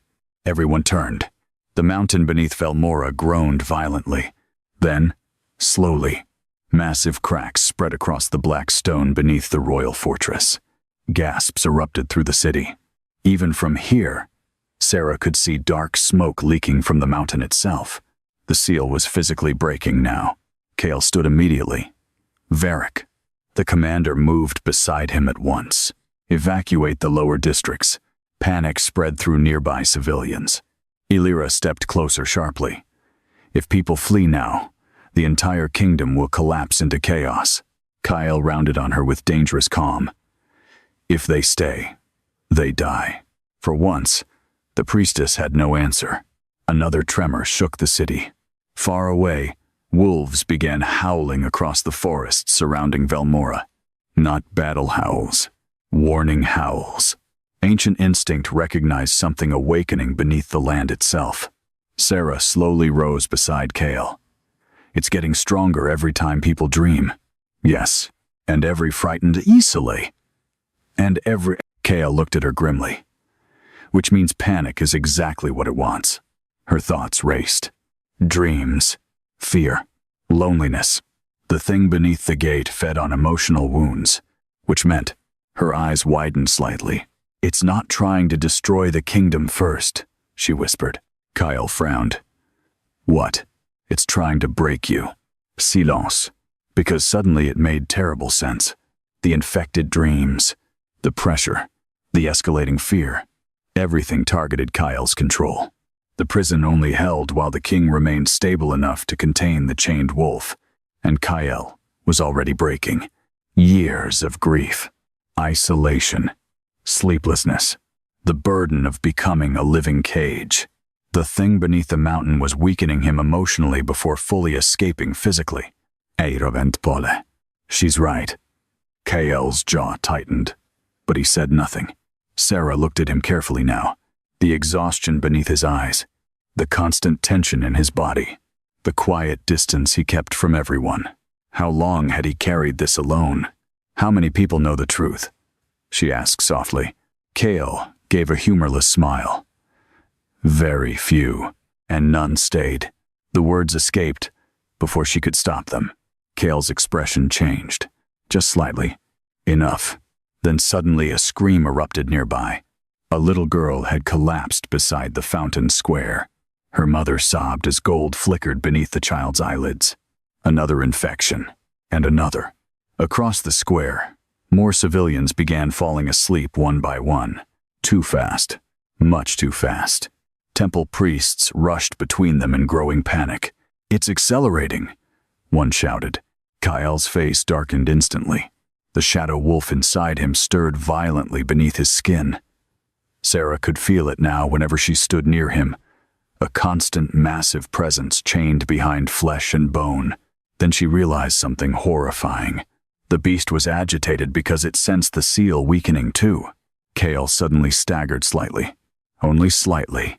Most people would not notice. Sarah did. She grabbed his arm before he fell. The instant she touched him, the noise around them dulled. The pressure in the air eased. Kale froze. So did she. Their eyes met. For one impossible heartbeat, the city vanished around them. No priests, no screaming civilians, no cracking mountain, only warmth. The beast inside him quieted beneath her hand instantly. Not submission. Relief. Kale inhaled sharply as though he had forgotten how breathing felt without pain. Sarah pulled her hand back immediately. The cold returned at once.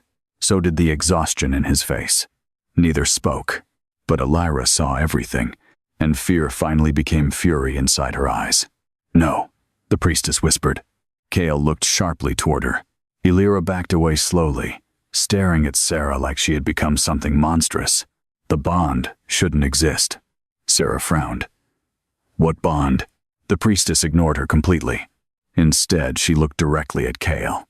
"You told me the first Dreamwalker bloodline died centuries ago." Kyle's face hardened. "She did." Elira shook her head violently. No. This cannot happen again. Again." Sarah felt cold creep through her chest. "What happened before?" Neither answered. The mountain trembled harder. A deafening crack echoed through Velmora, as part of the palace cliffside collapsed into darkness. Screams erupted across the city, and beneath the ground, something laughed. The sound rolled through every street like distant thunder. Then suddenly, every sleeping civilian spoke at once. Hundreds of voices, perfectly synchronized. All cages eventually open. The city descended into panic. People fled, screaming through snow-covered streets. Wolves transformed uncontrollably. Priests dropped to their knees, praying desperately. And standing at the center of the chaos, Sarah saw Kale close his eyes briefly. Not from fear, from resignation, as though part of him had always known this day would come. Then he opened his eyes again and looked at her. "Come with me." The words were quiet. Urgent. Not king to servant. Man to woman. Sarah's heartbeat stumbled unexpectedly. "Where?" Kale stared toward the cracking mountain above Velmora. "To the prison beneath the kingdom." The entrance to the underground prison lay beneath the oldest part of Velmora. Not beneath the throne room. Beneath the tombs. Kale led Sarah through the royal crypts long after midnight, while Varric and a handful of trusted guards sealed every passage behind them. The deeper they descended, the colder the air became. Ancient wolf kings slept in black stone coffins lining the walls, their carved faces worn smooth by centuries of darkness. Or at least, they should have slept.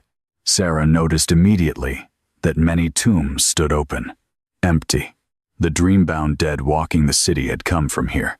Moonlight no longer reached this depth. Only silver torches burned against the endless stone corridors, their flames hissing softly whenever Sarah passed nearby. The prison felt her. It knew she was coming.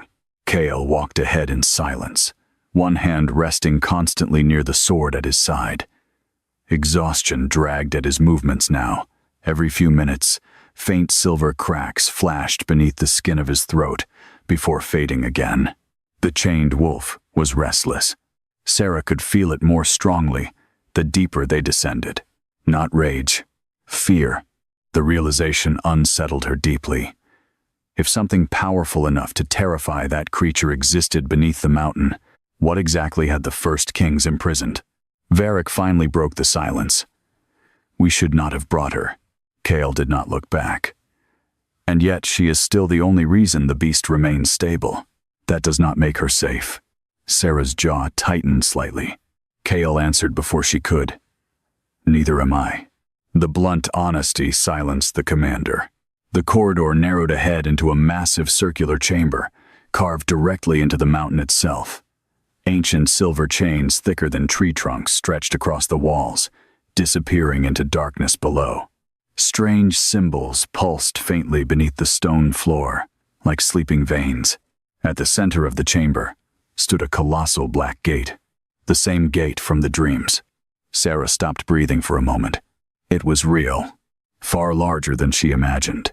The iron doors towered nearly 3 stories high, covered in claw marks and ancient bloodstains that silver runes could not fully erase. Black smoke leaked steadily from beneath the crack at the bottom, and behind the gate, something breathed. Slow, patient, aware. The guards instinctively stepped backward. Even Varric looked pale. Kale approached the gate alone. The silver runes beneath his skin immediately brightened in response. The mountain groaned softly. "He feels you," Kale said quietly. Sarah frowned. "You speak about it like it's alive." Kyle gave a hollow smile. "It is alive." Alira's voice echoed suddenly from behind them. It was alive before wolves ever learned to kneel beneath the moon. Everyone turned sharply. The priestess descended the crypt stairs surrounded by temple hunters carrying silver lanterns. Her white robes looked ghostly against the darkness of the prison chamber. Kale's expression hardened immediately. "I ordered the temple sealed above ground, and I ignored you." Varric's hand moved toward his weapon. "You disobey your king boldly." Alira's silver gaze never left Sarah. "Some things matter more than kings." The air turned colder. Kyle stepped protectively closer to Sarah, without seeming to realize he had done it. Alira noticed. Hatred flickered through her expression instantly. Then she looked toward the gate itself, and for the first time since Sarah met her, the priestess bowed her head slightly. Not in reverence, in dread. "The veil is almost gone," Alira whispered. Sarah stared at the massive doors. "What is it called?" Silence followed. Kyle answered first. "Morvith." The name itself felt wrong inside the air. The torches dimmed slightly. Black smoke curled thicker beneath the gate. Alira crossed herself instinctively with moon sigils. "The devourer beneath dreams." Sarah swallowed hard. Kale continued quietly. "According to the oldest records, Morvith existed before kingdoms, before wolves. It fed upon sleeping minds until entire civilizations tore themselves apart from fear and madness." "And the first kings trapped it here?" Sarah asked. "No," Alira said softly. Everyone looked at her. The priestess's face had gone pale beneath the torchlight. "The first kings worshipped it." Cold spread through Sarah's chest. Kale's jaw tightened. "Enough. She deserves truth." "You weaponize truth." Alira ignored him. "The earliest wolf clans offered sacrifices to Morvith in exchange for power in battle. Dreams became prophecies. Fear became strength." Her silver eyes darkened until the thing grew too powerful to control. Sarah looked slowly toward the gate again. "And the Dreamwalkers?" Alira hesitated. Kyle answered this time. "Your bloodline betrayed Morvith." The chamber fell silent, except for the breathing beyond the gate. Kyle turned fully toward her now. "The first Dreamwalkers discovered what Morvith truly was. A parasite feeding on human suffering." His voice grew quieter.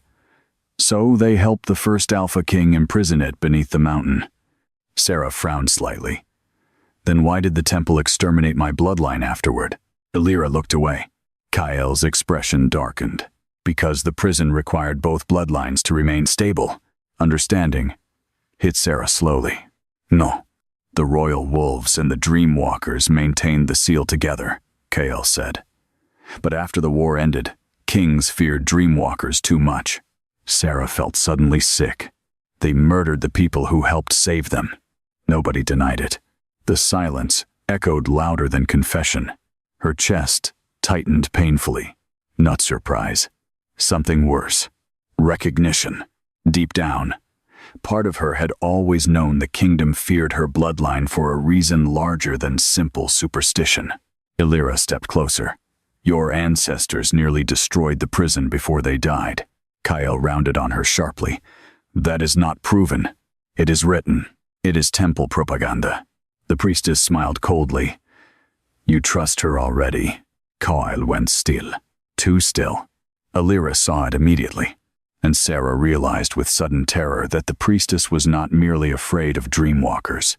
She was afraid of emotional attachment, because attachment weakened control. The thing beneath the mountain fed on wounds, and Kale had just begun allowing someone close enough to touch his. The realization unsettled Sarah more than she wanted to admit. A deep rumble interrupted the silence. The gate shook once. Black smoke thickened. Then a voice rolled softly through the chamber. "Little dreamer." Every guard froze. Varric drew his sword instantly. Sarah's pulse thundered painfully. Morvith knew she was here. The voice came again. Gentle, almost kind. "You carry her eyes." Kale moved immediately between Sarah and the gate. The silver runes beneath his skin ignited brightly. "Do not answer it," he warned. The gate trembled again. "She died screaming, cage-bearer." Kyle visibly flinched. The shadow wolf inside him surged violently beneath his aura. Sarah looked sharply toward him. "She?" she whispered. Kale said nothing, but Elira watched him with terrible understanding. Then Morvith laughed softly behind the gate. "She never told you about the girl before him?" Cold flooded Sarah's veins. Kale's face went pale with fury. "Silence." The gate shook harder. "Oh, he hid that wound too." Sarah stared at Kyle. A girl before him, the dead mate from his memories, the broken mating bond. Suddenly, the grief inside him made horrible sense. Morvith's voice turned almost tender. "She opened the prison once as well." Kyle's sword burst into silver flame. "Enough." The mountain exploded with sound. Silver chains across the chamber rattled violently as the shadow wolf manifested behind Kale again, enormous and furious. But this time, the beast looked unstable. Its body flickered strangely between shadow and flesh. The chains piercing it glowed molten white. Morvith laughed from beyond the gate. "You weaken." The chained wolf roared back with enough force to crack the stone beneath everyone's feet. Temple hunters fell backward in terror. Sarah stared upward at the beast and suddenly realized something devastating. It was dying. Every year Kale survived. The wolf weakened further, holding the prison closed. Eventually there would be nothing left. Kale staggered violently. Blood spilled from his mouth. Sarah rushed toward him immediately. "Kale." He grabbed her wrist hard. Not to hurt, to steady himself. Their skin touched, and the prison chamber exploded into light. Dream magic surged across the floor in enormous silver circles. Ancient symbols awakened beneath Sarah's feet one after another, racing toward the gate itself. Everyone stared in shock. The silver chains across the chamber suddenly calmed. The shaking stopped. Even Morvith fell silent behind the gate. Kale looked at Sarah with stunned realization. The prison responded to her, not as an intruder, as something familiar. Elira stepped backward in horror. "No," Sarah's voice trembled. "What's happening?" Nobody answered immediately. Then slowly, ancient symbols began appearing across Sarah's skin. Silver, beautiful, terrifying. The same symbols carved into the gate. The same symbols burned into Kyle's flesh. Memory suddenly slammed into her mind again. Not dreams, her own memories, hidden ones. A woman singing softly beside candlelight. Silver eyes, warm hands brushing Sarah's hair. Her mother. "You must never enter the deep dreams," the woman whispered. "Promise me." "Why?" "Because our blood remembers the prison." The memory shifted violently. Temple fire. Screaming. Her mother kneeling in chains. Then another figure stepping from the shadows. A young Kale, no older than 17. He was arguing with the priests. Desperately. "She has a child. She carries forbidden blood. She helped maintain the seal. The dream walkers cannot be trusted." Kale looked furious, helpless, and Sarah's mother looked directly at him before speaking words Sarah had never remembered until now. "Protect my daughter when the mountain wakes." The memory shattered. Sarah gasped violently back into the prison chamber. Kyle stared at her, realization slowly breaking across his face. "You were there," she whispered. Pain moved through his expression. Not guilt. Old grief. "I tried to stop them." The words hollowed her chest instantly. He knew her mother. He knew what the temple did. And somehow, he had carried that guilt for years. Morvith laughed softly behind the gate. "There it is," the creature purred. "The wound between you." The shadow wolf snarled. The chains around the gate began trembling again. Kale stepped toward Sarah slowly. "I did not know who you were, but you remembered my mother." "Yes. Why didn't you tell me?" His silence answered too much. Because he feared what she would become if she learned the truth. Because part of him feared needing her. Because kings survived through distance. Morvith's voice deepened with pleasure. Beautiful pain. The prison shook violently. Black cracks spread across the gate itself now. Elira's face went white. It's feeding. Sarah suddenly understood. Not on fear, on emotional wounds. Every painful truth between her and Kale strengthened Morveth.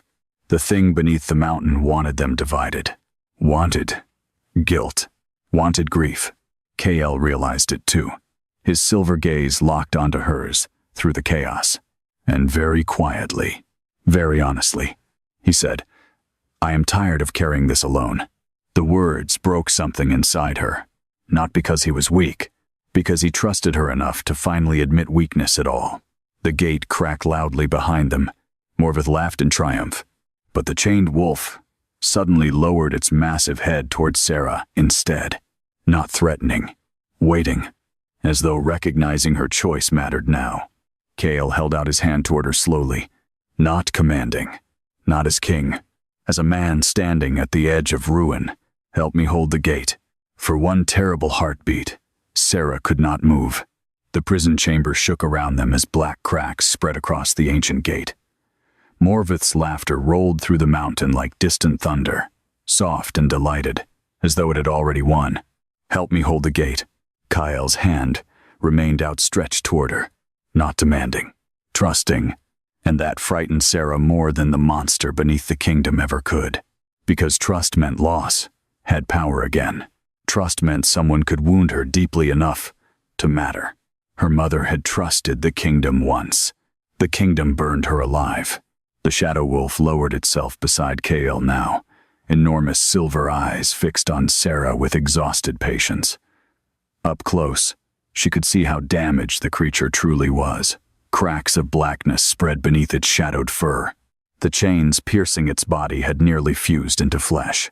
It had suffered for years. So had he. The prison trembled violently. One of the enormous silver chains snapped. Temple hunters screamed as the broken chain crashed across the chamber floor hard enough to shatter stone. Morveth inhaled deeply behind the gate. Hungry. Awakening. Illyra stepped backward in panic. "We are out of time." Kale never looked away from Sarah. "Please." The word hit harder than any command ever could. Alpha Kings did not beg. Sarah slowly placed her hand in his. The instant their skin touched, the mountain screamed. Silver light exploded across the prison chamber in blinding waves. Ancient symbols surged from beneath the floor and spiraled around both of them like living fire. Every torch extinguished instantly. The shadow wolf roared, not in pain, relief. Kale gasped sharply beside her as the runes burning through his skin suddenly dimmed for the first time since she met him. The crushing pressure inside the chamber eased. Even Morveth fell silent behind the gate. Then, the dream world swallowed them whole. But this time, they entered it together. Sarah stood beside Kale, inside an endless silver forest beneath a black moon. Snow drifted silently through glowing trees, while distant wolf howls echoed through the darkness. The prison realm. The true prison realm. Kyle immediately drew his sword. "Stay close. You've been here before. Too many times." His voice sounded different here. Roar. Less controlled. The silver forest stretched endlessly around them, beautiful in a haunting, unnatural way. Strange lights moved between the trees like spirits watching from a distance. Then Sarah noticed something horrifying. The ground was covered in chains. Thousands of them. Some rusted. Some broken. Some freshly stained with blood. "How many kings died here?" she whispered. Kale did not answer immediately. "Every king since the first sealing enters this realm eventually," he said quietly. "Most never leave fully sane." Pain flickered behind his eyes again. Sarah understood suddenly. This was why he feared sleep. Not because of nightmares. Because every dream dragged him back here. A branch cracked nearby. Both turned sharply. Something moved between the silver trees. Not Morveth. A personne. A woman stepped slowly from the forest shadows dressed in pale moon robes. Beautiful. Dead. Sarah recognized her instantly from Kale's memory. The girl beneath the winter rain. Kyle froze beside her. The woman smiled softly. "Hello, Kyle." His face drained of color. "She isn't real," he said immediately, though the words sounded more like a prayer than certainty. The woman's silver eyes shifted towards Sarah. "You must be the new dreamer." Sarah felt cold crawl through her chest. "Morvith, using wounds again." The dead woman approached slowly through the snow. "You still blame yourself." Cale's jaw tightened painfully. "Stop. You should have." His voice cracked for the first time. "I failed you." "No," the woman whispered gently. "You only loved me too late." The words hit him like a blade. Sarah felt the pain physically through their joined magic. Grief surged violently through the dream realm around them. The silver forest darkened slightly. Morvith was feeding. The dead woman looked toward Sarah with terrible kindness. "Do you know what the throne does to people like him?" "Enough," Cale growled. "He will love you only after it destroys him." The black moon overhead flickered. Chains beneath the ground rattled louder. Sarah suddenly understood the danger. This realm responded to emotion directly. Every wound strengthened Morvith. Every grief cracked the prison wider. The woman stepped closer to Cale. "You could not save me. You could not save the Dreamwalkers. And you will not save her either." Cale looked ready to break, not outwardly. Worse, internally. The kind of breaking that happened quietly, after years of carrying too much alone. Sarah stepped between them. The dead woman smiled sadly. "You think compassion will save him?" "No," Sarah said softly. The woman tilted her head. Sarah looked directly at Cale before answering. "I think he spent too long believing he deserves to suffer." Silence filled the forest. The dead woman's expression changed slightly. Cale stared at Sarah, as though she had struck something deep inside him. Then the illusion smiled sadly. "And there it is," Morvith whispered through her mouth. "The beginning." The woman's body suddenly split apart into black smoke. The silver forest trembled violently.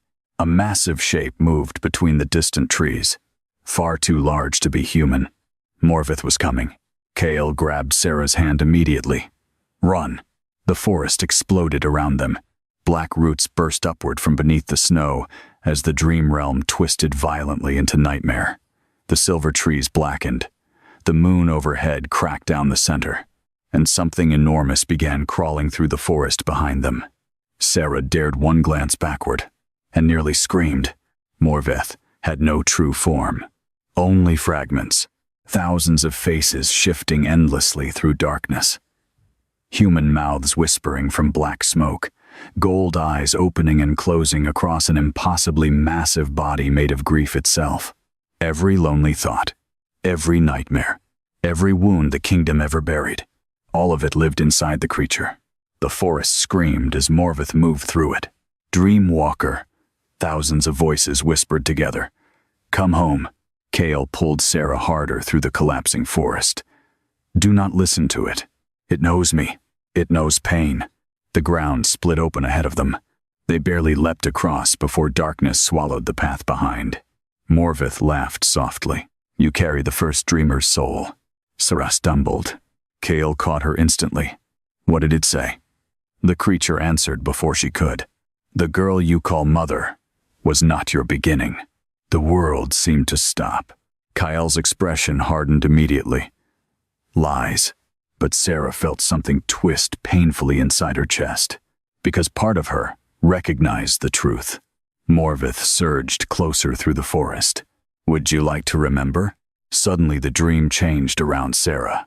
A woman stood beneath silver moonlight, holding a newborn child. Not her mother. Someone older. Regal. Terrifyingly powerful. Silver symbols covered her skin like stars.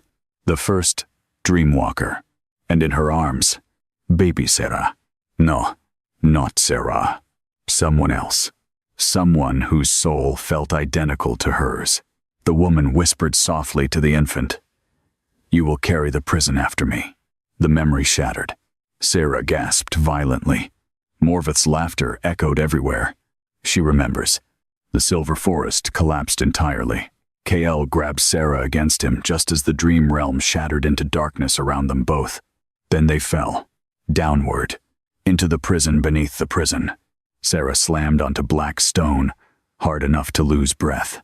Cale landed beside her moments later. The air here felt wrong immediately. Too still, too ancien. No forest remained. No moon. Only an endless dark cavern illuminated by silver chains hanging from the ceiling like enormous roots. And at the center, a throne, carved entirely from black bone. Morveth sat upon it waiting. Not enormous now. Human-sized. Beautiful. That frightened Sarah, more than the monstrous form had. The creature appeared as a dark-haired man dressed in ancient royal black, gold eyes glowing softly in the darkness.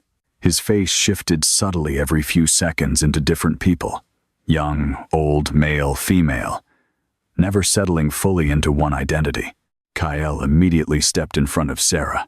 Morveth smiled. There was the cage-bearer. The chained wolf appeared behind Kyle instantly, snarling low. But Morveth did not even glance at it. Its eyes remained fixed, entirely on Sarah. You look exactly like her. Sarah forced herself to speak despite the terror crawling through her body. The first, Dreamwalker. Morveth's smile deepened. The first betrayal.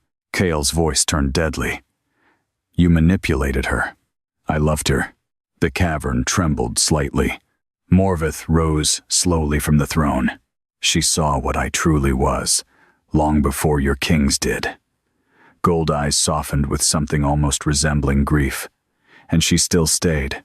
Sarah's pulse quickened painfully. She helped seal you. Yes. Why?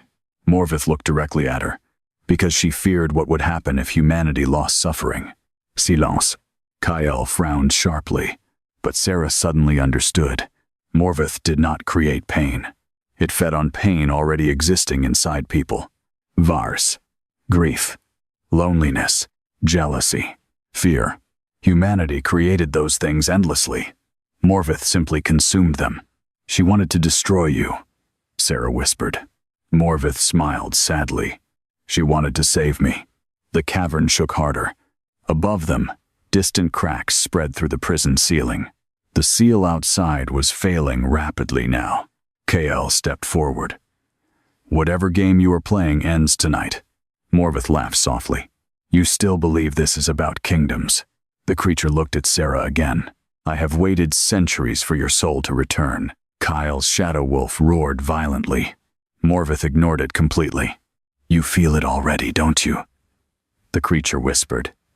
The prison recognizes you because it was built around your bloodline. Sarah's breathing became uneven. The silver symbols beneath her skin burned hotter. Kyle turned sharply toward her. Do not listen. But Morveth smiled gently. The kings chained themselves to this mountain because they were too afraid to make the real choice. Kyle's expression darkened. Sarah whispered, What choice? Morveth's gold eyes softened. To end the prison forever. Silence. Then the creature pointed toward Kale. The cage-bearer dies. Cold terror flooded Sarah's chest. Morveth pointed toward her. And the Dreamwalker opens the gate willingly.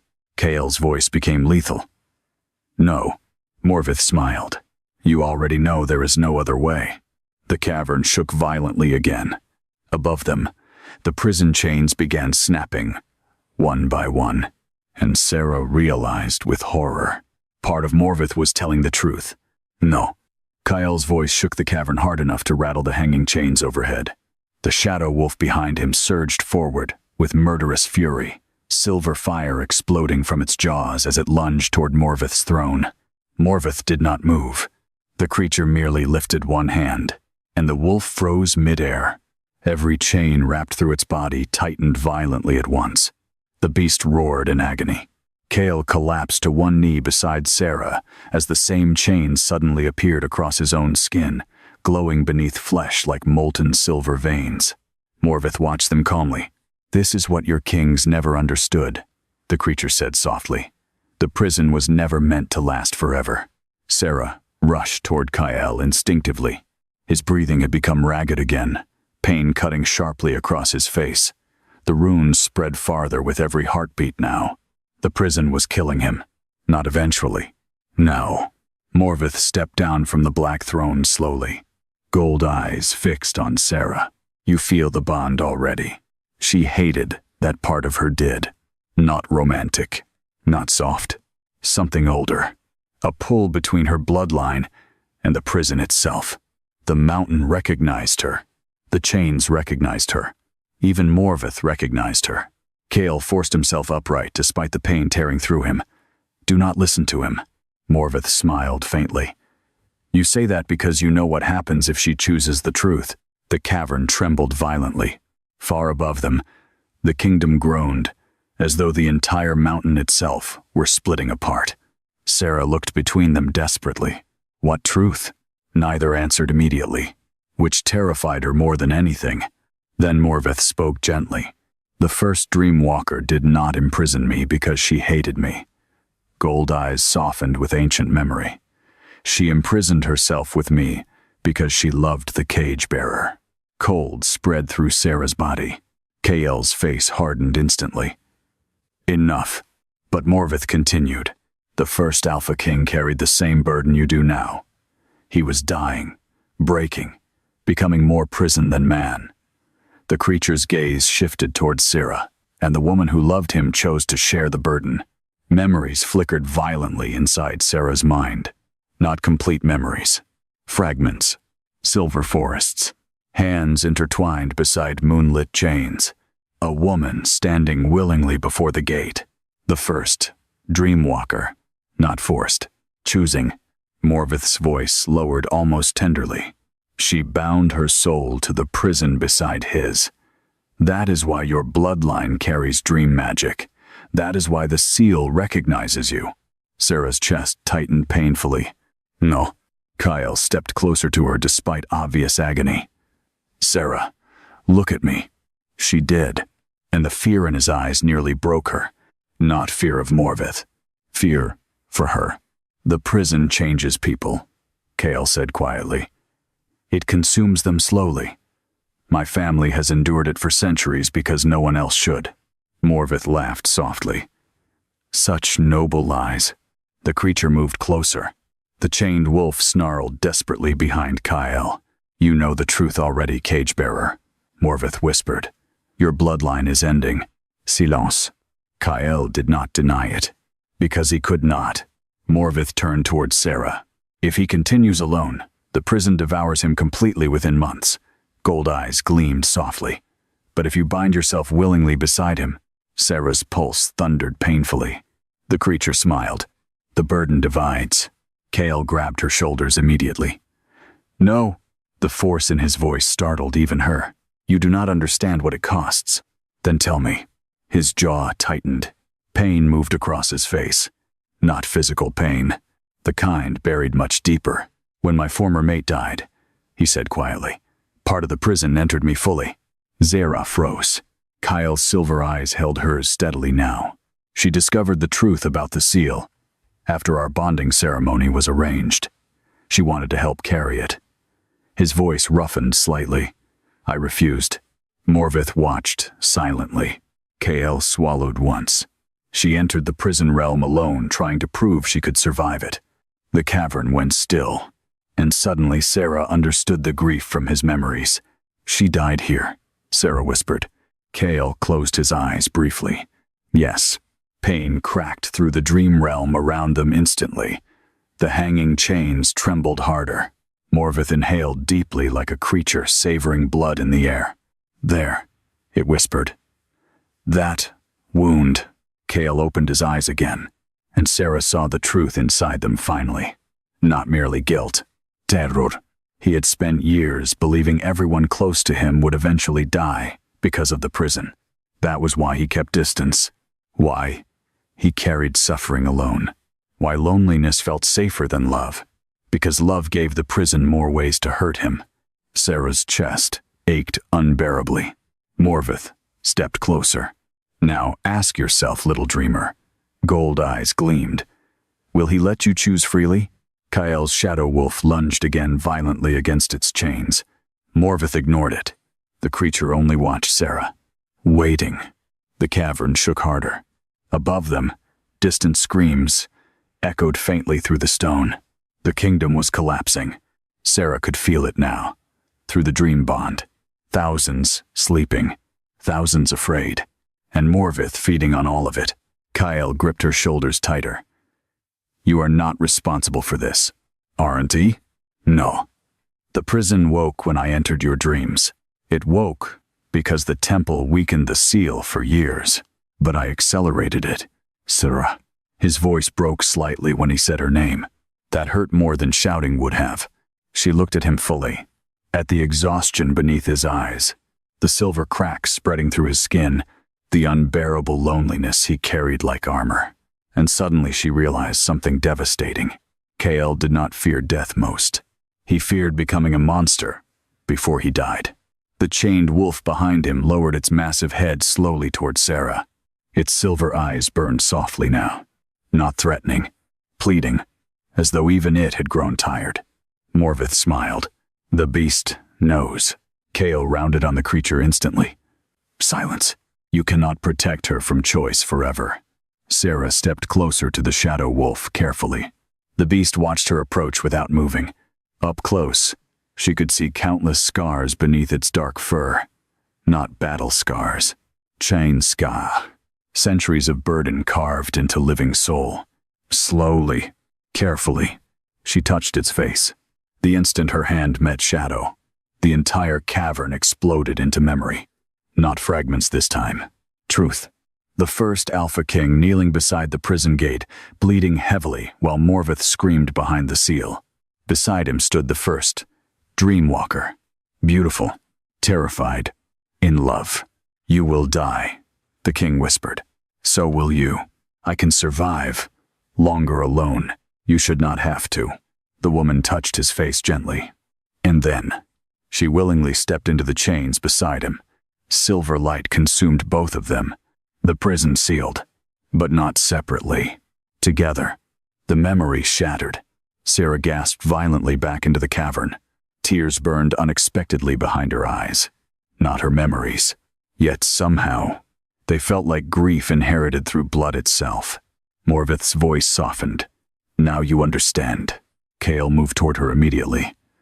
Sarah, you knew, she whispered. His silence answered enough. You knew the prison was originally shared. Yes, and you hid it. I would hide it again. Anger flashed through her then. Real anger. Not because he lied. Because he chose suffering alone, without giving her truth. You decided for me. I was trying to save you. You don't get to decide what I survive. The words cracked through the cavern. Coil and still. Because beneath the anger, both of them heard the deeper truth. This was no longer only about the kingdom. The realization terrified them both. Morvith smiled slowly. Beautiful. The chains above began snapping rapidly now. 1, 2, 3. The prison ceiling cracked open. Black smoke poured downward from above as the seal finally began collapsing completely. The kingdom had minutes left. Kael looked toward the breaking ceiling, then back at Sarah. And something inside him finally surrendered. Not to Morvith. To honesty. I cannot lose another person to this prison, he said quietly. The rawness in his voice shattered the last walls between them. Sarah stepped closer slowly. You already lost yourself to it. Silence. Kael looked away first. Because she was right. The prison had taken years from him. Trust from him. Sleep. Peace. Hope. Love. And he carried all of it alone, because he believed that was what kings were supposed to do. Sarah reached for his hand. This time, he lit her. The moment their fingers intertwined, silver light surged across the cavern floor. The chains stopped shaking briefly. Even Morvith's expression shifted. Interested, not triumphant. Interested. Kael stared at their joined hands as though he had forgotten human touch could feel gentle instead of dangerous. Sarah's voice softened. You asked me earlier to help you hold the gate. Pain flickered behind his eyes. Yes. Then stop trying to carry all of it alone. The cavern fell silent. The shadow wolf slowly approached behind Kael. Then, impossibly, the giant beast bowed its head toward Sarah. Not to a queen. Not to a master. To an equal bearer of the chains. Morvith laughed softly. There it is. Kael looked at the wolf in disbelief, because the beast had never bowed to anyone before. Not even him. The prison ceiling exploded overhead. Black smoke flooded downward. Morvith's gold eyes blazed brightly. The seal breaks. The kingdom screamed above them. And for the first time, in centuries, the prison chose both of them. The mountain split open above Velmora. Stones screamed across the night as black fractures tore through the palace foundations and raced downward into the city streets. Towers cracked. Cathedral bells shattered mid-ring. Wolves howled across the forests in blind terror. As the sky above the kingdom darkened unnaturally, Morvith rose slowly from the black throne, while smoke poured through the collapsing cavern's ceiling like living shadow. At last, freeing, the gold eyes of the ancient creature burned brighter than moonfire now. "All cages break eventually," Morvith whispered. The prison chains hanging above the cavern snapped one after another in deafening succession. Each broken chain sent violent tremors through the kingdom overhead. Kale pulled Sarah behind him instantly. Protective. Instinctive. Even now, Morvith smiled sadly watching it. "You still believe protection means loneliness?" The shadow wolf roared. Silver fire exploded across the cavern as the beast launched itself toward Morvith once more. This time the ancient creature met the attack directly. Darkness collided with silver flame hard enough to shatter the cavern floor. Kale staggered violently beside Sarah. The beast's pain tore through him instantly. Sarah grabbed his arm before he fell. The moment she touched him, the prison responded again. Silver symbols erupted beneath both of them in enormous circles of light. Morvith paused mid-battle, interested. The chained wolf froze too. Kale stared downward in shock as the glowing symbols spread outward beneath their feet toward the broken gate itself. Then Sarah understood. The prison was trying to reform, not through force, through bond. The realization hit her hard enough to steal breath. The first Dreamwalker and the first Alpha King had not simply shared magic. They shared burden willingly, not ownership, not sacrifice demanded by duty. Choice. Morvith's expression darkened slightly for the first time. "You would repeat their mistake?" Sarah lifted her chin slowly. "They saved the kingdom. They damned themselves." Kale turned sharply toward her. "Sarah." She looked at him, really looked at him, at the exhaustion he hid beneath command, at the grief he carried like iron beneath skin, at the desperate fear inside his silver eyes now, not fear of Morvith, fear for her. "You asked me once why I survived," she said softly. The cavern trembled violently around them. Kael's breathing roughened. "Sarah, I survived because I learned how to disappear." Pain tightened her throat. "Because no one stayed long enough to carry anything with me." His face changed. Small, almost invisible, but enough. She stepped closer. "And I think," she whispered, "you learned the same thing." Silence. Then Morvith laughed. Not cruelly, knowingly. "Ah," the ancient creature murmured. "Now the real wound opens." The shadow wolf behind Kale lowered its massive head again towards Sarah. Waiting. The prison chains around the cavern began pulling inward toward both of them slowly. Kale grabbed her wrist immediately. "No, Kale, you do not understand what this becomes. Then tell me the truth." Pain flashed through him. Rough. Unprotected. "If the prison binds to you fully," he said quietly, "you will never leave it completely again." The cavern fell still around his words. "You will hear dreams constantly. Fear, grief, nightmares from every soul tied to Velmora." His voice roughened. "Eventually the prison changes everything inside you." Morvith smiled faintly. "At last." Honesty. Kale ignored the creature completely. "You deserve a life beyond this mountain." Sarah's chest ached unexpectedly, because he meant it. Even now, even breaking apart beneath centuries of chains, he wanted freedom for her more than survival for himself. And suddenly she understood why the prison had nearly destroyed him. Not because he was weak, because he loved too deeply for someone forced to carry endless suffering alone. The cavern ceiling cracked wider overhead. Screams echoed faintly from the kingdom above. They were out of time. Morvith stepped closer slowly through drifting black smoke. "You cannot save everyone," Sarah looked directly at the ancient creature. No. Then why keep trying? The answer came before she could stop it. Because no one tried hard enough for my mother. Silence crashed through the cavern. Kael's face tightened painfully. Even Morvith stilled. The prison itself seemed to listen. Sarah's voice shook now, but she kept speaking anyway. She died, believing the kingdom would rather burn innocent people than face its fear. Tears burned unexpectedly behind her eyes. And all of you let it happen. Kael closed his eyes briefly. Not in denial. In guilt. Elira's terrified face flashed through Sarah's memory. The temple executions. The lies. The endless cycle of fear feeding the prison generation after generation. Morvith watched her quietly, then softly asked, "And what do you believe now?" Sarah looked at Kael, at the king who carried chains inside his soul, while still trying to protect people who feared him. At the man who had nearly broken himself surviving alone because he believed suffering was safer than attachment. Then she looked back toward Morvith. "I think fear made monsters out of everyone." The cavern shook violently. Morvith smiled slowly. A dangerous answer. Kael stepped closer to her suddenly. "Sarah." His voice had changed. Lower. More human than king. The shadow wolf behind him was beginning to destabilize again. Cracks of darkness spread through its enormous body. Time was running out. Kael's silver eyes held hers desperately now. "If we do this..." His voice roughened. "You cannot undo it." Something deep inside.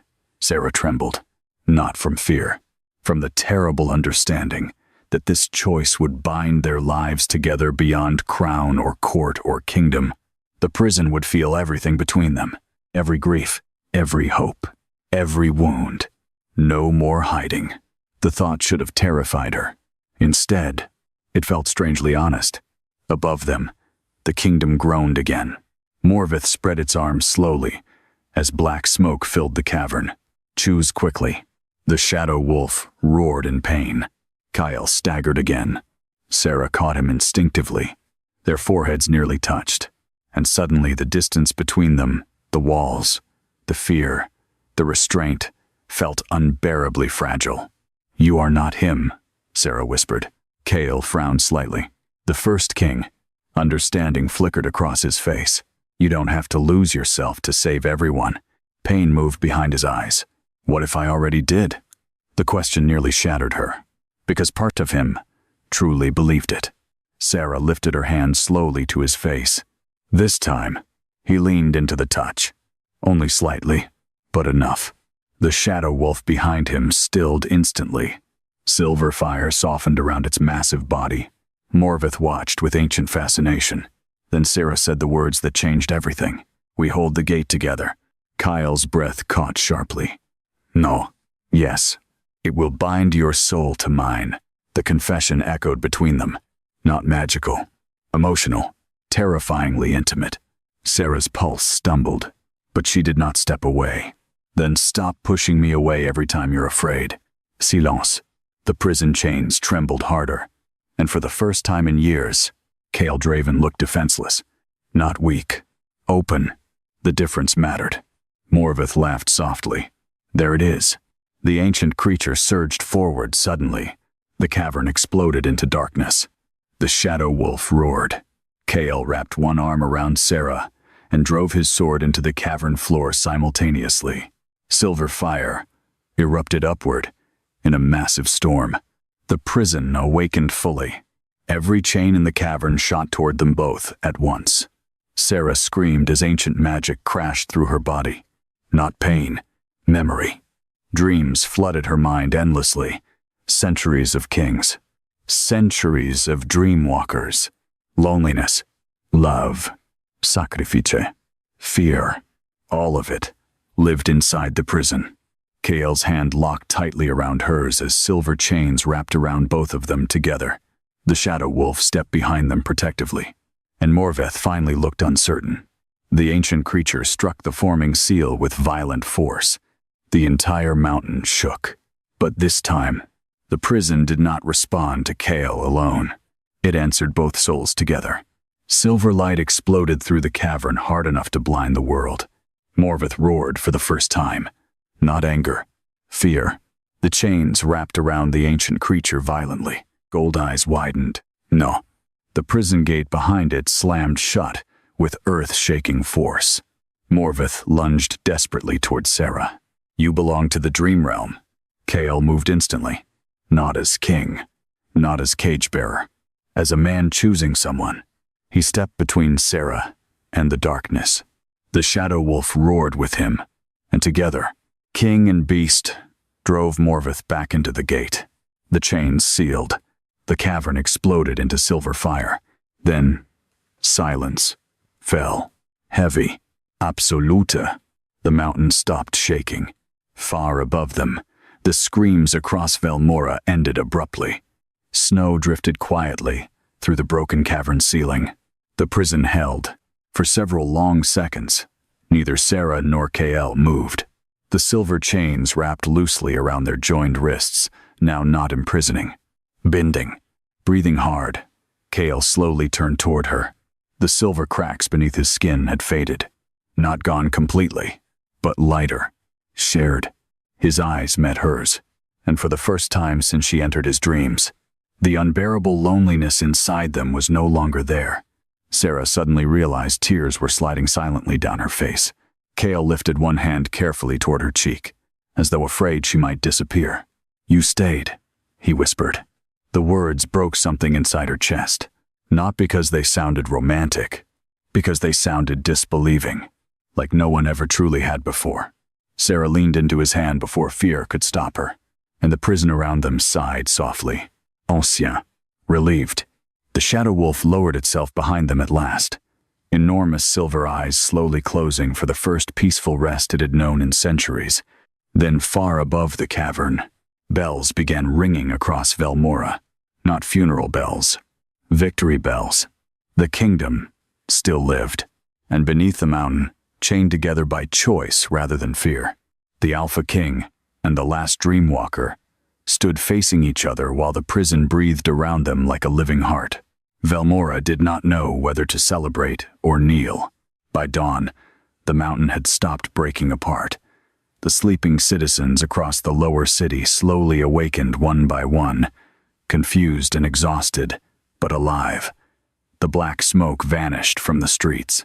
The dead beneath the crypts fell silent once more, and yet the kingdom understood something irreversible had happened beneath the palace. The wolves felt it instinctively. The prison no longer belonged to the king alone. Rumors spread through Velmora before sunrise. The Dreamwalker survived. The shadow beast bowed to her. The mountain answered her blood. The Alpha King emerged from the prison, with silver chains wrapped around both their wrists. Fear moved through the court, like winter poison, because fear always returned before understanding. Sarah stood beside Kael at the top of the palace stairs as the royal court gathered below them beneath a gray, storm-dark sky. Nobles filled the great hall in nervous silence. Temple priests whispered among themselves. Wolves kept their eyes lowered. No one knew what she was now. Neither did she. The silver chains linking her wrist to Kael's had faded beneath skin during the climb from the prison, but she still felt them. Not physically. Emotionally. The prison breathed quietly at the edge of her thoughts now. Dreams brushed against her senses, constantly distant fears, hopes, fragments of sleeping minds across the kingdom. Overwhelming, but no longer unbearable, because she was not carrying them alone. Kael stood beside her, wearing black ceremonial armor, marked with silver flame symbols of the old kings. Exhaustion still shadowed his face, but the constant agony that once lived behind his eyes had softened. The burden had changed, shared, and somehow that frightened the court even more. High Priestess Elira stepped forward first. Her throat still carried bruises from Kael's hand. Her pride carried worse wounds. The kingdom deserves truth, she announced before the gathered nobles. Kael's expression remained unreadable. Then speak carefully. Elira's silver gaze moved toward Sarah. The prison beneath Velmora has changed.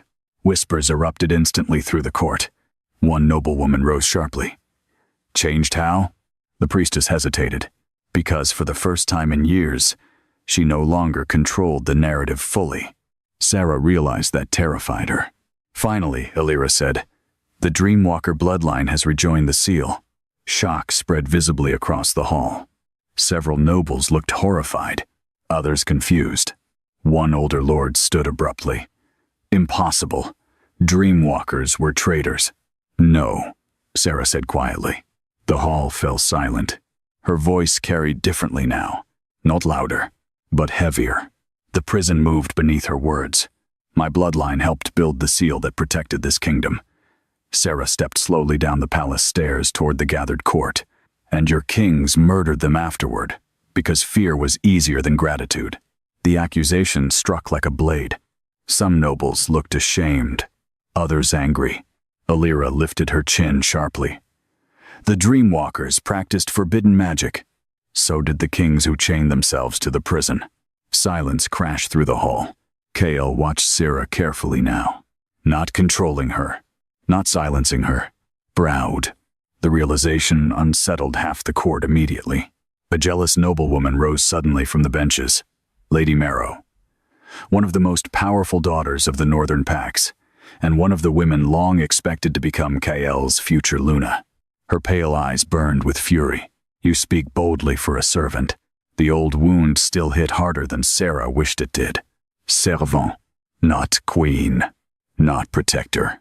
Stilissa. Lady Marrow stepped forward coldly. The kingdom nearly collapsed because of her bloodline. No, Kael said. The hall froze instantly. The Alpha King descended the stairs beside Sarah slowly. It nearly collapsed because this court allowed fear to rule it for generations. Lady Marrow's face paled slightly. Kael's silver gaze swept across every noble present. You feared the prison. You feared Dreamwalkers. You feared the burden of truth. His voice hardened. So you fed innocent people to darkness while calling it survival. Several councilmen looked away immediately. Even Varric remained silent, because none of it was untrue. Kael stopped beside Sarah, and then, before the entire royal court, he took her hand openly. Shock tore through the hall, not because he touched her, because he chose to, publicly, without shame. The silver chains beneath their skin glowed faintly in response. Wolves throughout the chamber immediately lowered their heads instinctively. Lady Marrow stared in disbelief. You would bind yourself to her after everything? Kael looked toward Sarah before answering. I already am. The hall erupted. Nobles shouted over one another. Priests demanded silence. Wolves snarled in confusion. Some looked furious. Others looked afraid. But none looked away. Because for the first time in Velmora's history, the king stood beside someone the kingdom once tried to erase, and he refused to hide it. Illyra stepped forward sharply. Your Majesty, this will divide the Pax. Kael's expression turned cold. They were already divided. The northern clans will never accept a Dreamwalker beside the throne. Then they may leave. Silence. Absolute. No king of Velmora had ever spoken to the noble Pax that way. Lady Marrow looked almost stunned. You would risk civil war? Kael's gaze darkened dangerously. I have spent years bleeding for this kingdom while this court hid behind temple lies and fear. His voice lowered.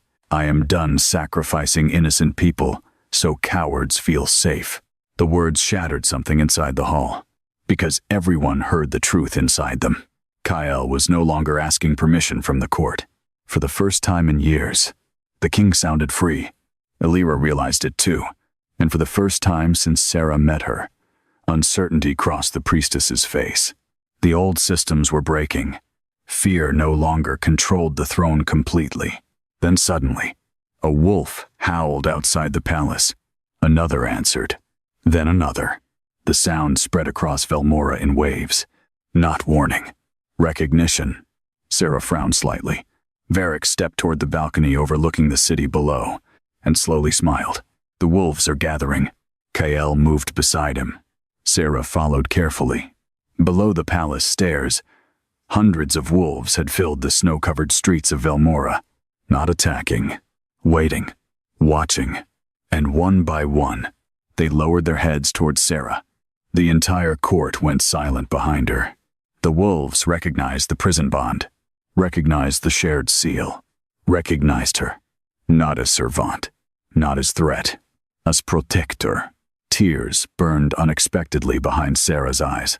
All her life she had survived by becoming invisible. Now, an entire kingdom saw her. KL stepped beside her on the balcony, close enough that warmth brushed against her arm. "You are trembling," he murmured quietly. "So is the kingdom." A faint smile touched his mouth. Rare, real, beautiful enough to hurt. Below them, the wolves remained kneeling in the snow, not forced, choosing. Sarah looked at Kale slowly. "What happens now?" His expression softened slightly. "Now," he said, "we rebuild what fear destroyed." The words settled warmly inside her chest, not because they sounded hopeful, because they sounded possible. For the first time in years, Kale no longer looked like a man waiting to break apart, and for the first time in her life, Sarah no longer felt invisible. The great hall behind them slowly emptied, as nobles retreated into frightened whispers and political calculations. Some would rebel, some would resist change. Fear did not vanish in a single night, but the old silence had shattered. Truth lived now, and truth was harder to burn than bloodlines. Hours later, snow still fell softly over Velmora when Sarah finally returned alone to the Western Tower Observatory, or tried to. The moment she opened the door, she stopped. Kyle stood beside the fireplace waiting.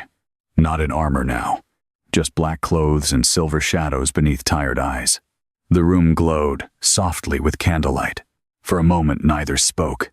Then Kale said quietly, "You disappeared." A strange warmth moved through her chest. "I used to be good at it." Pain flickered briefly behind his expression. "Yes," he said softly. "You were." The honesty between them had become terrifyingly sharp after the prison bond.